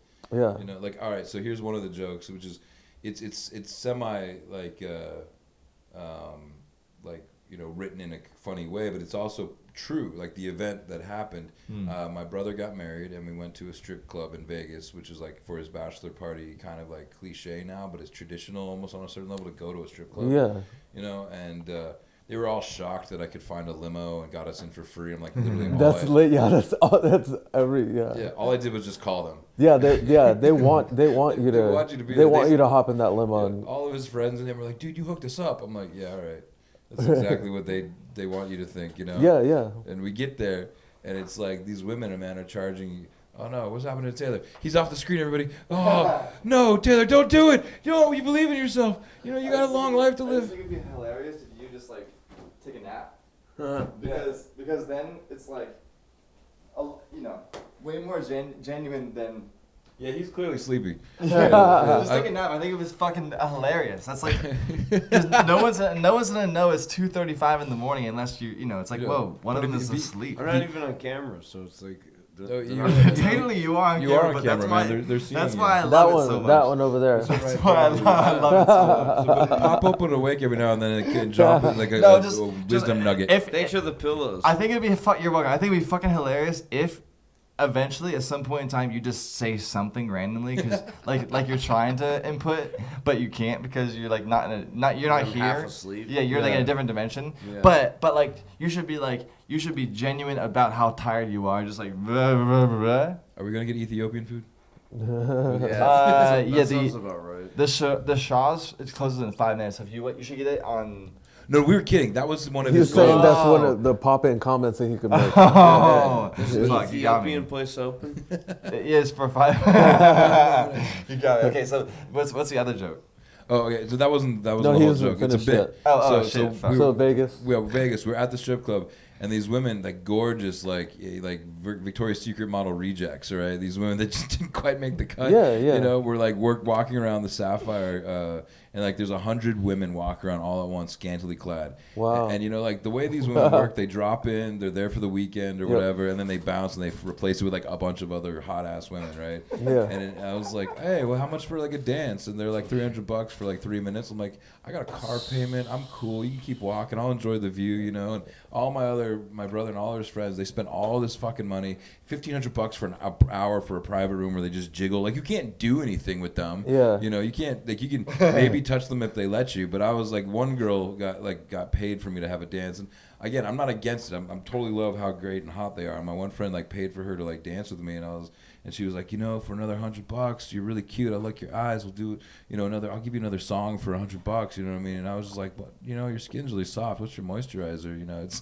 really nice that you're. Yeah, they do that. You know, trying to get me to like give you more money, but I just don't want to do it. You know. And she's instantly got up and walked away, and I was like, I'm sorry, dude. I got a car payment. I got life to live. I Yeah. can't spend all my money on this one moment just to look at you and jiggle in front of me. Let me touch your tits, Right. you know. And so then I go to the security guard, and I was like, is there anything else?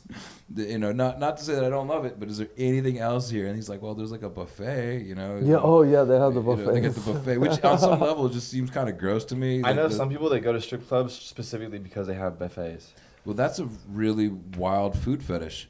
You Yeah, know. it's like sometimes No they pun have intended. really good deals on like just whatever the chicken fingers and stuff, or chicken whatever, chicken wings. I love that you know what's at the buffet. Yeah, I my ex was a stripper a long time ago. Okay, yeah, she obviously knows. She's like, that's her like I was lunchtime dating food. her before she was a stripper, and then we broke up and she became. Oh, so you got her before she became? Yeah, Yeah. I hooked up with a lesbian before she became a lesbian. So I like to think of like that after me no other man would do, you know. Yeah, I have made girls go to the other side, and I have taken some from the dark side. You've made them switch both ways. Seesaw. Well, so the guy says there's like a buffet, and I was like, is there glitter in the buffet too? Because I really want a good joke to tell my dentist tomorrow.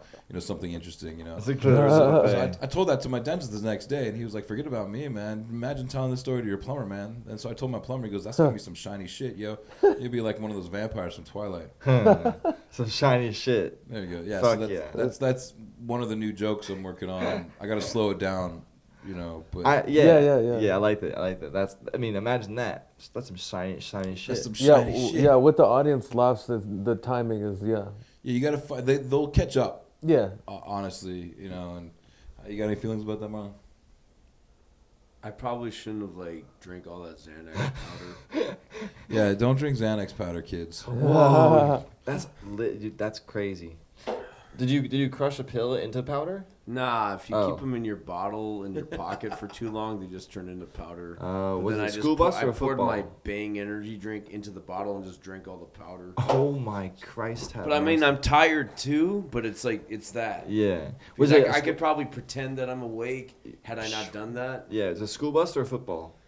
I get the footballs. I get the Okay, footballs. true. He was so mellow getting on the plane to get over here. Yeah, dude. I was used like, to take a dude. Xanax before I got on the plane, and I would wake up, like the flight attendants would be like looking at me like, "Are you getting off the plane or not?" I'd be like, "What do you mean? Like we're here.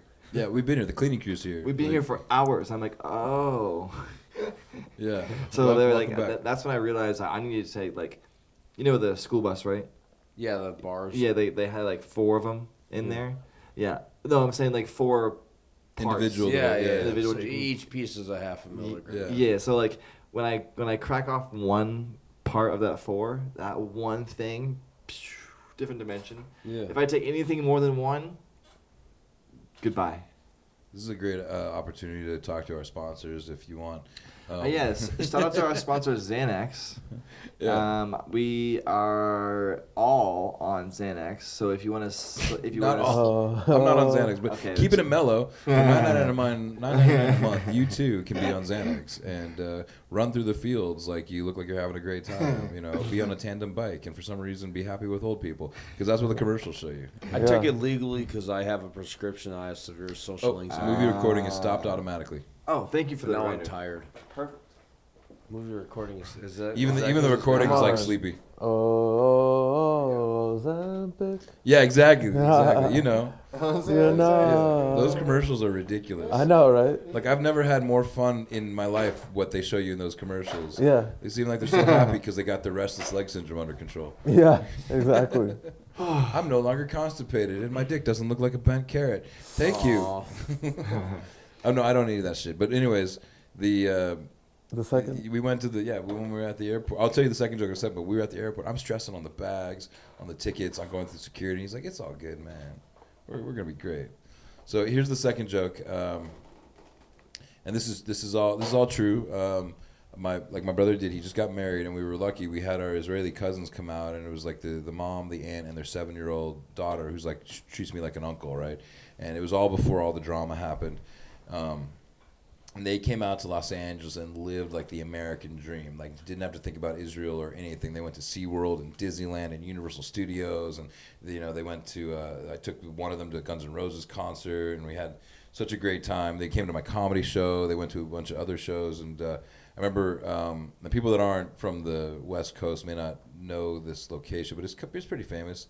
The Santa Monica Pier, and it's got Absolutely. like a Ferris wheel, and we saw the sunset. And they just totally had escaped all the, chaos out there in the Middle East. And the little girl, 7 years old, she's like riding on my shoulders, and we're going back to the parking lot after, seeing all that, riding the Ferris wheel. And all of a sudden behind me, I like hear this like loud rumbling noise or whatever. And then she's like, "Ooh, boom, boom, boom, boom, boom." And that's when I realized she farted on me. Oh. Like I realized she brought the bombs with her. Yeah. It's like, She dropped the bomb on you. yeah, and like I said that joke, and I had a bunch of people in the audience recently groan with the line of like she brought the bombs with her. Yeah. And I was like, yo, we gotta all have laughter and light and love in these times like these. Otherwise, we just get stuck, like she did when I pulled her off my shoulders. Oh. Yeah, she sharted. Actually, it wasn't quite just. Oh god, it just gets worse the more I think about it. It's sticky. It's all wrong.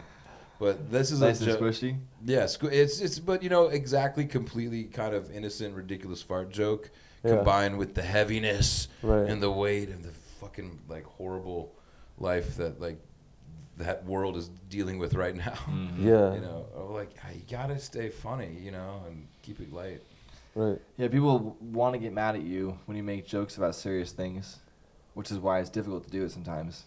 Because it's the first person to, be comical about serious things is the first person to get in trouble. Yeah, to get like hated, to get canceled. Yeah, You know what I get mean? I'm against canceled, cancel exactly. culture Yeah. in the nature of especially comics. And then 'cause- later on, after everything's done, they're going to go back to that joke and be like, oh, that's funny now. Yeah, it really lightened my day a little bit because of this serious situation. Like here's a thing that's true. It's like I'm half Viking, half Jewish, and I like to say my ancestors went around the world looking for the best deal, but it turns out you can rape and pillage for free. So, I told that to my mom, and she goes, "No rape joke is funny. You can't make jokes about that." And I was like, "Think about how many people wouldn't be here today if it wasn't for the Vikings doing the deal." And like that whole premise. And the reality of it, it's just like, that's true, Or Yeah. I'm gonna say this So joke. that's another thing we talk about is like comedy is about pointing out the absurdities in life. Yeah, And bringing it to light, and so that when this person hears this, they're like, oh wait, that is my reality, and it's absurd, and there's nothing I can do about it, so I might as well laugh at it. you might as well laugh at it. Yeah. And especially when you're telling like real things from history. Like, why are you getting offended at something that actually happened? Yeah, it's just reality. Yeah, Like it's not like we can go back. Yeah, it's not like we could change it. You know what I mean? Right. Here's a joke that Imani. Yeah. I'm gonna go on a limb here and say that you're black. Yes. Yes. Yeah. All right. So I You have should a have said, feeling- no, I'm Chinese.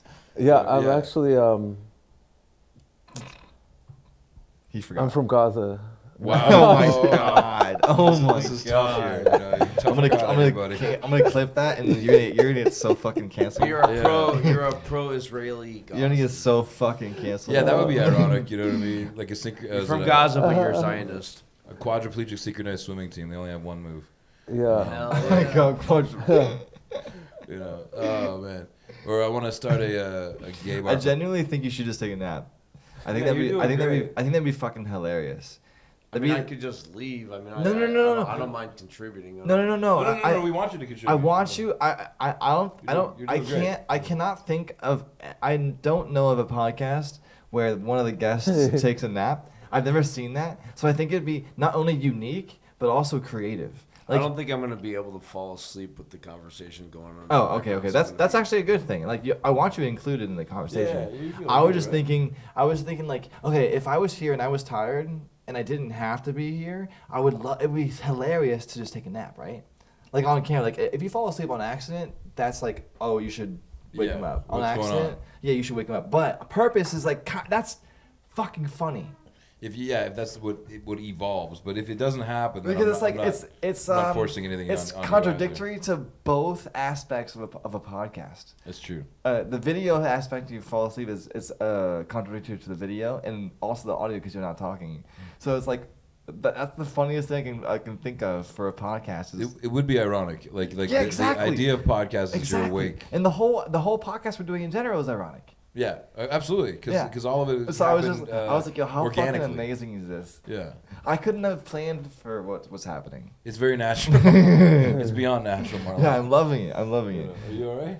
Yeah, no, I mean, you watched me pour my energy drink into a bottle. I mean, it wasn't. You asked me if it was footballs or school buses. Like, it's hard to know how much it was because it might have been 3 pills all disintegrated into powder. Oh my god, and you I should just take a and nap. I downed it. But I'm also tired, and I've Should also we- driven like 200 should we- miles today. So Yeah, should we call it here? Or should we?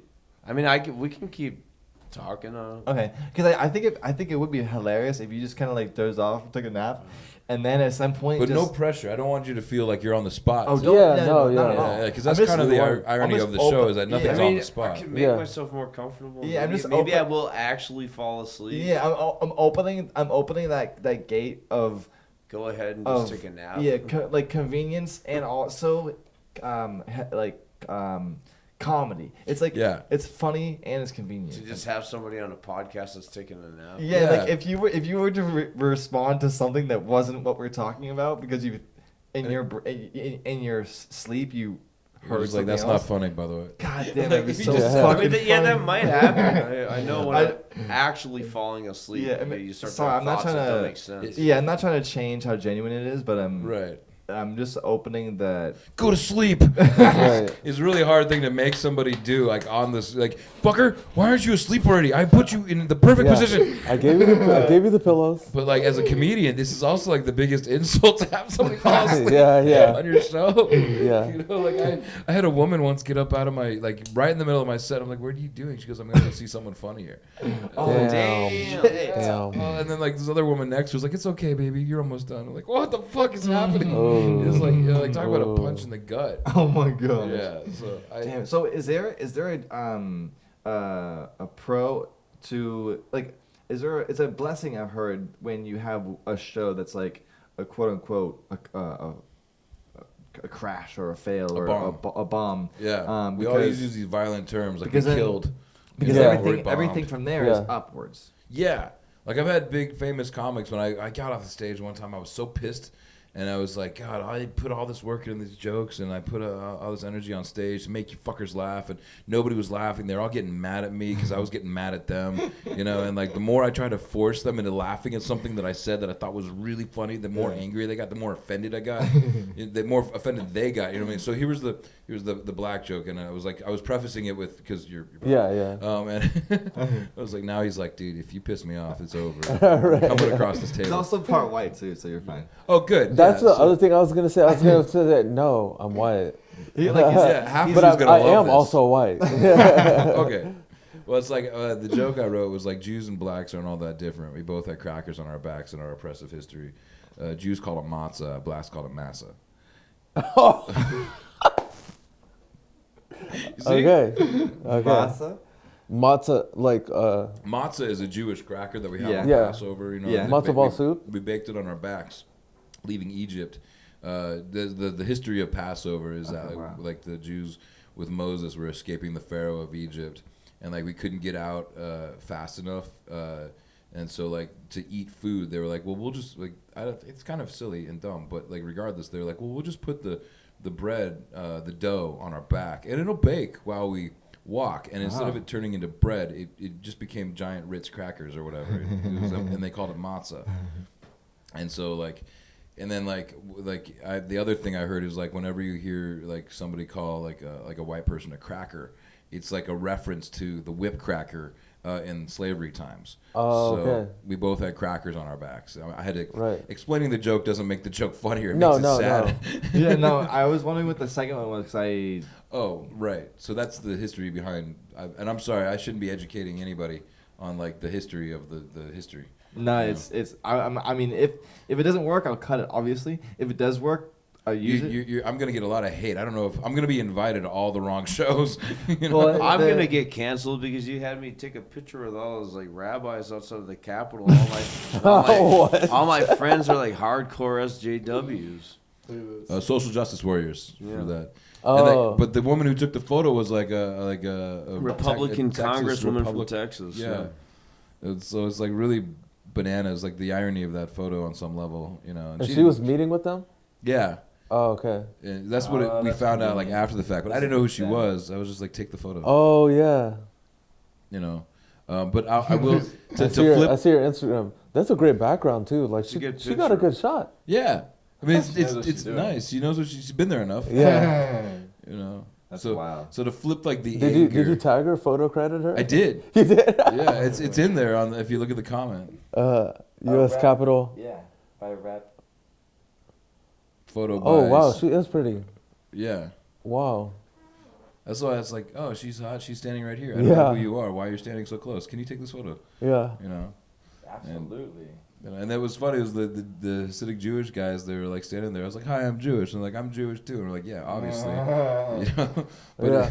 but again, you can't tell necessarily if they're Jewish or Amish. You know, necessarily. Oh, like, okay. I mean, they're definitely not Amish. But, Yeah. Yeah. I mean, they had cell phones. If you didn't know, you So- might think they're Amish.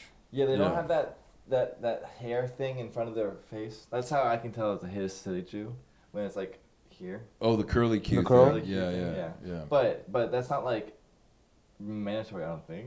I don't know. Yeah, I honestly, I have no idea what that's about. Is it for the younger? Because these guys look older. Yeah, they're definitely older. Maybe Yeah. they cut it off when they get to a certain age. I got a comment earlier today that said, like, you should do more research if you're gonna comment on things. I was like, thanks for your 2 cents. Yeah, the keyboard warrior over there.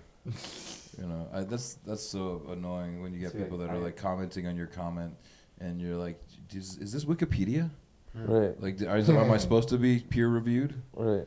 I mean, There we go. but after all that offensiveness, okay, so I'll do one more last little bit, and then I'll tell this really sweet, endearing, loving story. Oh yeah, absolutely. And so I started doing the dating apps or whatever, and so I was looking at them, and I found it like fascinating how they have all the different groups. You know, what I mean, there's like farmers only where you like just date farmer girls or whatever. yeah. And they do have one for Amish now. I don't know how they use it. That's weird as fuck. Isn't it? Like it's like how would you find the dating app for the Amish if you're actually Amish? You know, Yeah, you have to be like I don't Or think maybe you used to be and now.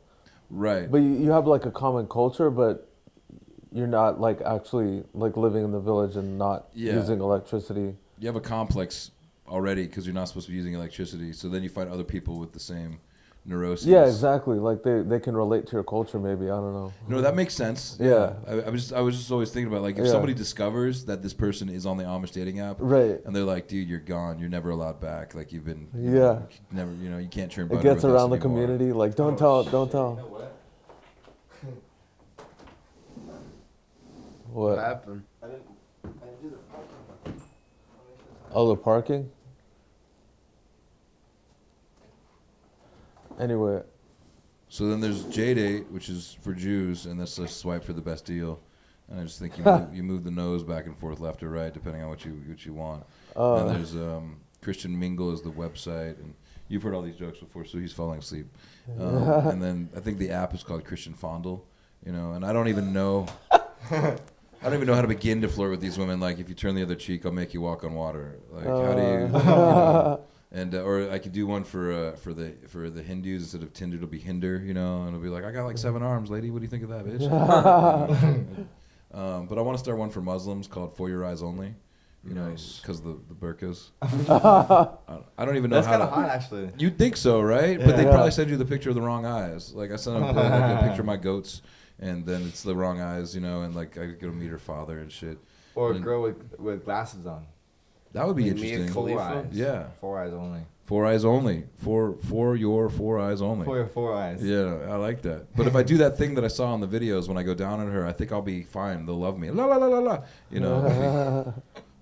He's like, that's so fucking wrong. No, I love that. That's great. They would probably go. They would probably with it. Yeah, they might be down. Yeah. When I'm going down. Exactly. Yeah. Like, so I They'll probably be up. You'll be down. Dude, if this gets any likes or views, I'd be shocked. On like with the views maybe, but like the hate mail, I'm gonna get so many bad situations happening to me. Don't even get me started on like the gang of gay black midgets joke that I have, where it's like the half pint bloods with the baby crips. Because I have a friend Bobby who says I can call him my little homo homie, and I was like, dude, I can't call you that in public, like, because these, so I'll wrap it up with this story, which hopefully will reverse all the not negative, but all of the. We're here for a story, man. We're here for a good time. Anyone that's heard anything this far, that means that they've watched the whole thing, which means they like us. They're outraged, I'm assuming. Outraged, hopefully. Yeah. Like we were talking about earlier, that's the only way to get views. If this goes viral because of all this and I blow up, I'm going to be so thankful for you guys. You're coming back for episode 2. Absolutely coming back. Like, if this pays for the plane ticket out of the insanity. Yeah. Fuck yeah. Yeah, fuck you, asshole. Here's more money, guys. Here you go. Here's my money. Yeah, give it up for the Nothing Really Matters podcast. Fuck yeah. The podcast about the podcast that we can't remember the name of the podcast. I don't know what episode it is. They keep talking about how they forgot to record something. Contemporary Seinfeld. Yeah, exactly. What is this show going to be about? Nothing. Nothing. Dude, the Nothing. most of, if this one blows up, it's gonna be because my guest is asleep. Yeah. He's getting more comfortable. Because they're both watching us and like, I fucking hate you. That guy looks so cozy. I hope I have dude, I pray that somebody hits me up to do a podcast where they come over here to take a nap. Oh yeah. While I talk to them. Well, that would become like a recurring theme. Yeah, this is the best like opener of like, hey guys, if you want to take a nap, I'm doing a podcast where you can come take a nap. Do you know what ASMR is? Yeah. So this is like the reverse of ASMR, where it's like offensive material causes you to Like that you don't want to. It's not soothing. It's to not fall soothing asleep at all. to. Yeah, it's raunchy. I want to start a gay bar for quadriplegics called Fruits and Vegetables, where they can toss salad in a safe space. Okay. See, I got tons of shit like that. Like, why do gay guys work so hard to look so clean just to get in the dirtiest part of the body? Right, yeah. I don't know. I told you that, And so these ideas pop in my head because I want to cover the entire spectrum, but not like the retards and the crazy when I say spectrum, right. or the cable company. But I mean everything from like strip clubs to midgets to Muslims and all Just the the whole LGBTQ culture. and on in between. All society. Give him a blanket. Society. Oh yeah, do you want a blanket? Sure, why not? He said sure, why not? In his doze. I'm glad he's smiling. I'll wait for Taylor to come back with a blanket. I'm glad you don't feel like I'm screwing up the whole That's podcast. the opposite. Let's just go with it now. Yeah. Yeah, this is original. Really? Yeah, legit. You'll be the first person to have a sleeping guest. Yeah. My guest sleeps. I bet. You can even tag. Wait, so you guys do YouTube videos? Yeah. We can tag each other's channels. Because I just have a really eclectic YouTube channel, but you can just be like, this guy his channel's so eclectic. He just came on a show that with actual legit equipment and followers, and just like slept through his interview. Didn't even try to plug himself. What's the name of your But YouTube channel? Well, actually, I just changed. It was Moshe Wakatilla too, but I just changed it to Marlon's Eclectic Channel of Existential Questions. But I might just make it my actual name soon. I'm Marlon Stern, but I Yeah. feel a little bit weird because you're Stern gonna is go, just you're gonna go fucking Like, viral. with Howard this. Howard Stern. yeah, the same exact spelling. Yeah. The same spelling, but Oh my I don't have God. millions of dollars, and I'm not from New York, so it's Exactly. like Right. I talk about cars a lot, so I feel like This with a is Jewish so- last name, I might get messed with. He's the main feature now. This is so goddamn funny that I don't Yeah. think you even need to see yourself. Mm. I think this is. I want to see it now. Do you like to watch me sleep?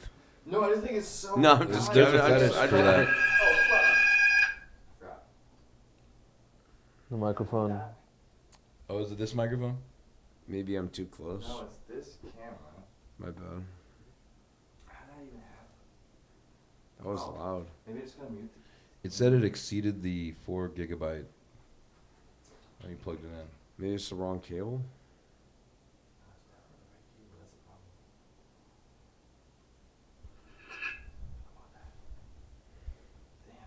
Alright, well, never mind.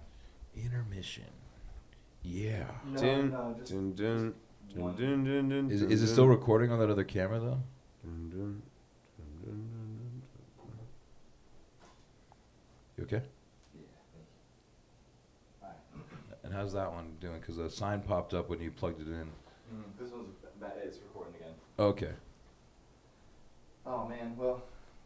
I'm sorry, It yeah. was, no, it was funny. dun. So it's not gonna work. No, he's still recording you.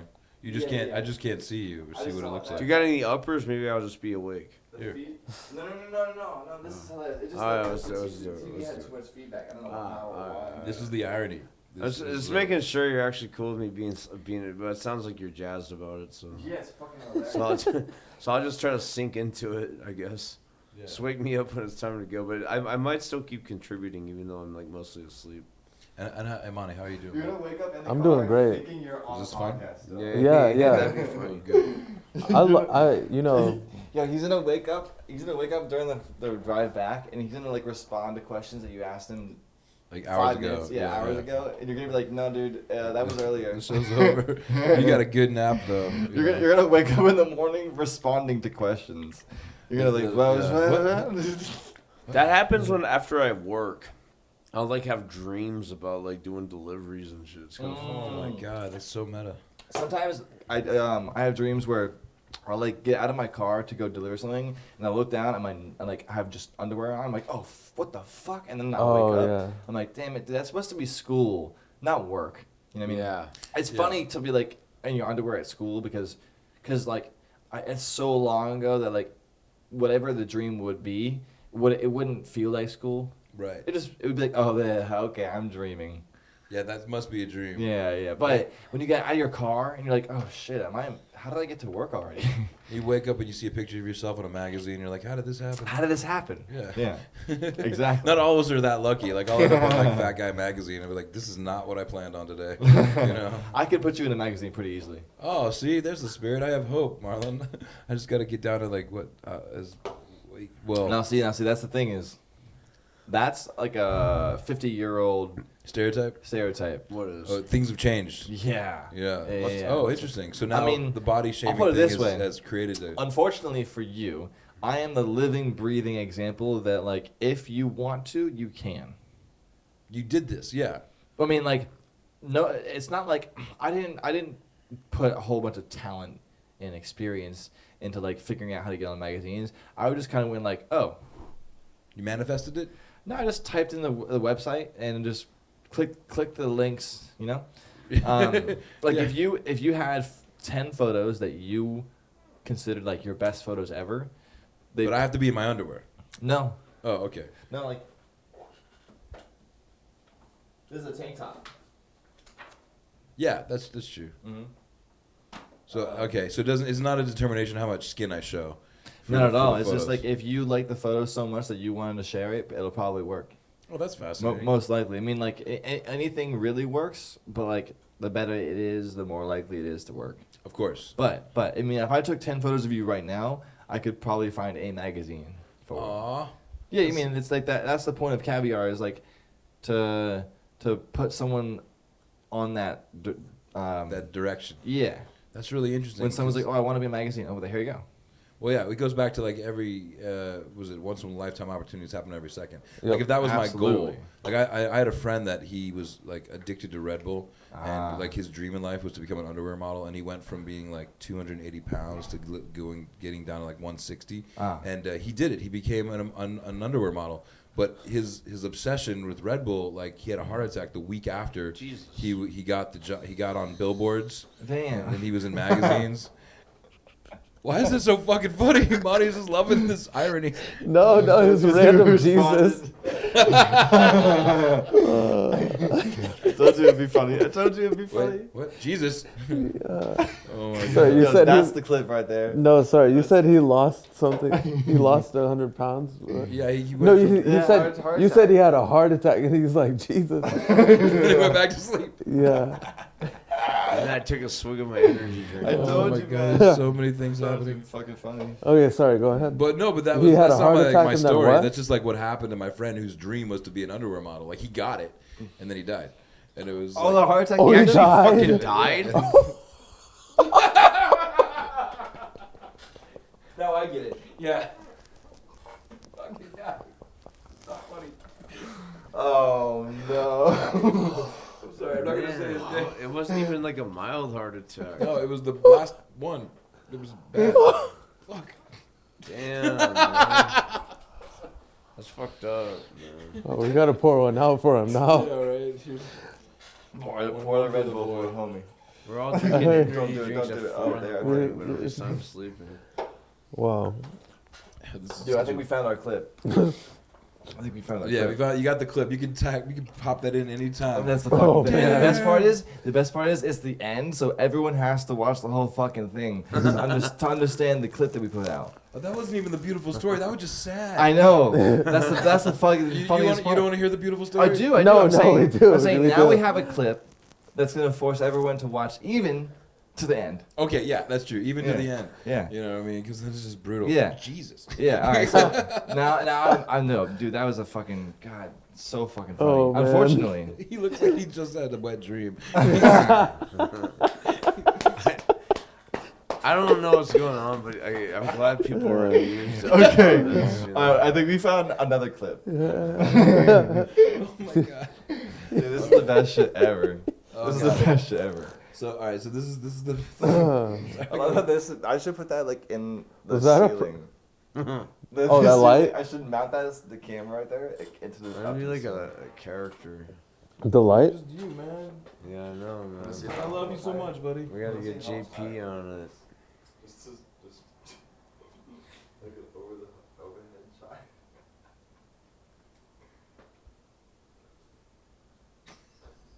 I can't wait to tell Solomon tomorrow.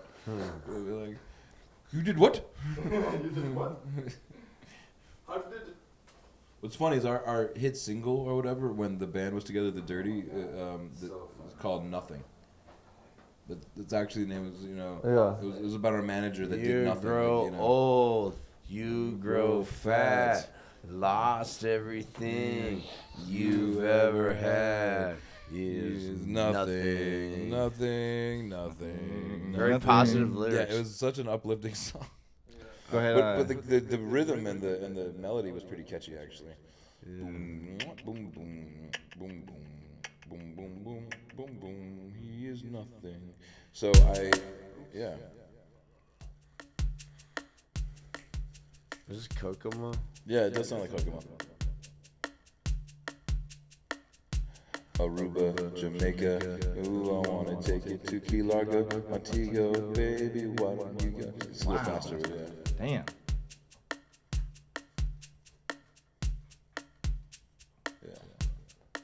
Aruba, Jamaica, ooh, I wanna take it to Key Largo. There you go, one more time. Yeah. Aruba, Jamaica, ooh, I wanna take it to Key Largo, Montego, ooh, we go to the Kokomo. That's where we wanna go. Oh, sorry. I want him to pop up and be like, to get away from it all. Oh, no. All right. Way down in Kokomo. All right. We might have really put him to sleep there. Sorry, I didn't mean to pull the microphone. No, it's okay. I'm just over here messing with my settings and stuff. That was fun. Because I can do like, wow. So this is a true story. I was in an Uber, and the Uber driver started like really kind of depressed and down and telling me about how fucked up his life was and how shitty it all was. And by the end of it, it was like one of the most beautiful, like awesome, positive like stories I'd ever heard, despite like the initial negativity. And essentially, he told me that like, you know, he had a wife and a kid, and he was in South America, and he was like the VP of some big company like Pepsi down there or something. And he had basically like neglected his son and his wife so much, and he had spent all of his money that he had made from the big company that he worked at. He spent in his whole padding his expense account and got in like serious legal trouble, and had to like get away, like not to like repeat the Beach Boys song, but he had to get away from it all, and he abandoned it, like both of them, right? Just fucking ditched them, right? And was a terrible father, a terrible husband. And then like the wife got sick, and he never came back, never checked on her, and was like absolutely just like miserable. And then he realized that like he couldn't do anything anymore in that country. That company didn't want him. I think he might have been like, you know, wanted for like, you know, embezzlement or something like that. So he had to come to America. And at this point, he went from being like super wealthy in the other country and having like a nice, you know, like, cushy life and everything he ever wanted, you know, to being broke as fuck and having to like work for Uber. And like for him, that like was like a serious low.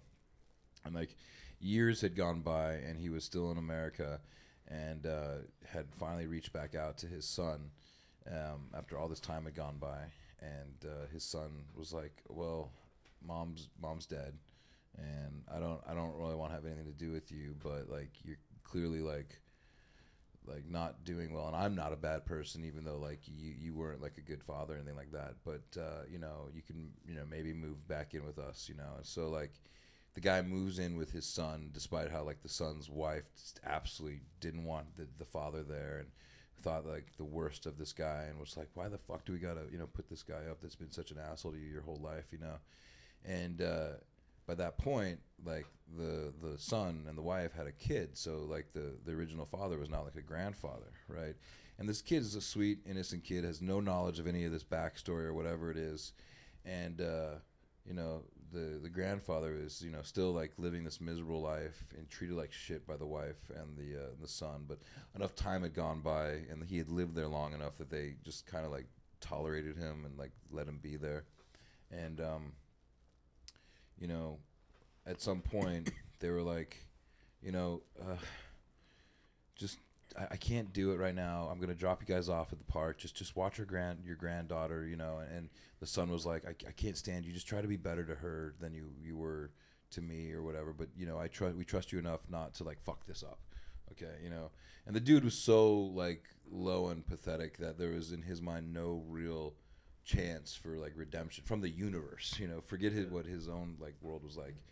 And so like the wife dropped them both off, and he was just down on himself. Said he was like suicidal like at this point, because it was just so sad, so pathetic, you know. And he's literally looking up at the sky going like, what's the point of it all, you know? I don't get it, you know. And his hands all just hanging by his side, and out of nowhere this little girl takes her little hand and grabs his index finger and says, "Grandpa, I love you."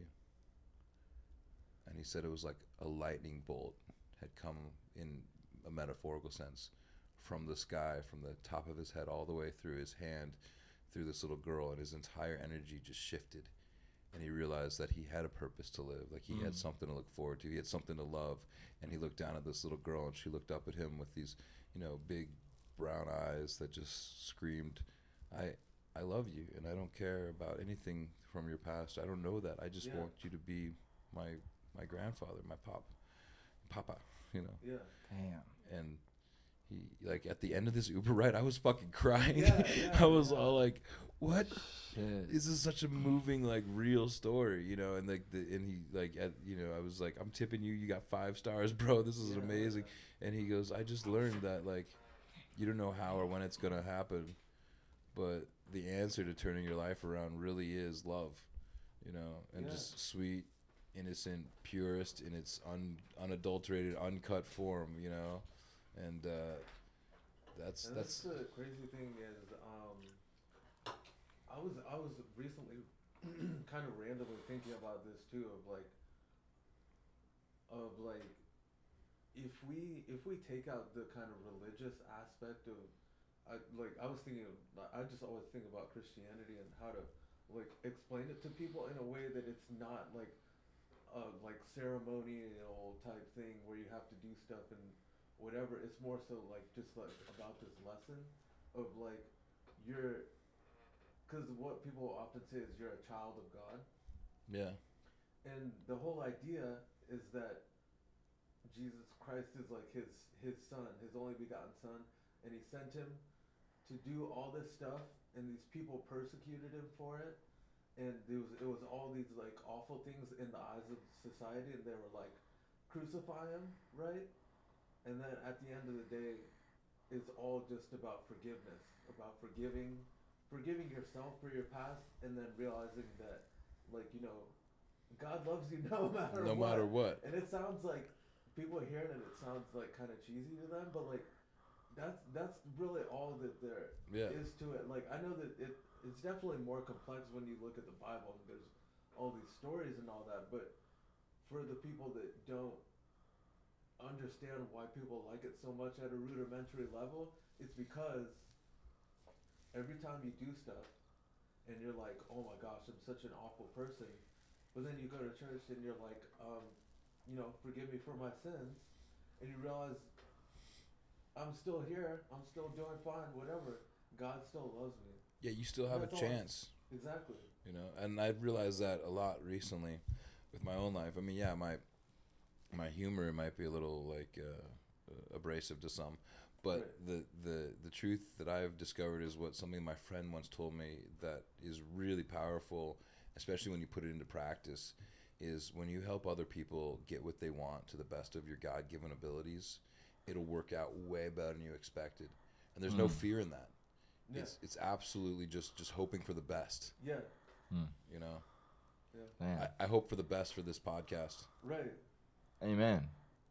That's Hell yeah. Nothing but the best. Well, in that case, for SEO purposes, I'm going to end it there. Thanks for watching. Shout out to Jonathan and Marlon for coming by. See you guys in episode 2. See you next time. Where Marlon takes another nap. Hopefully.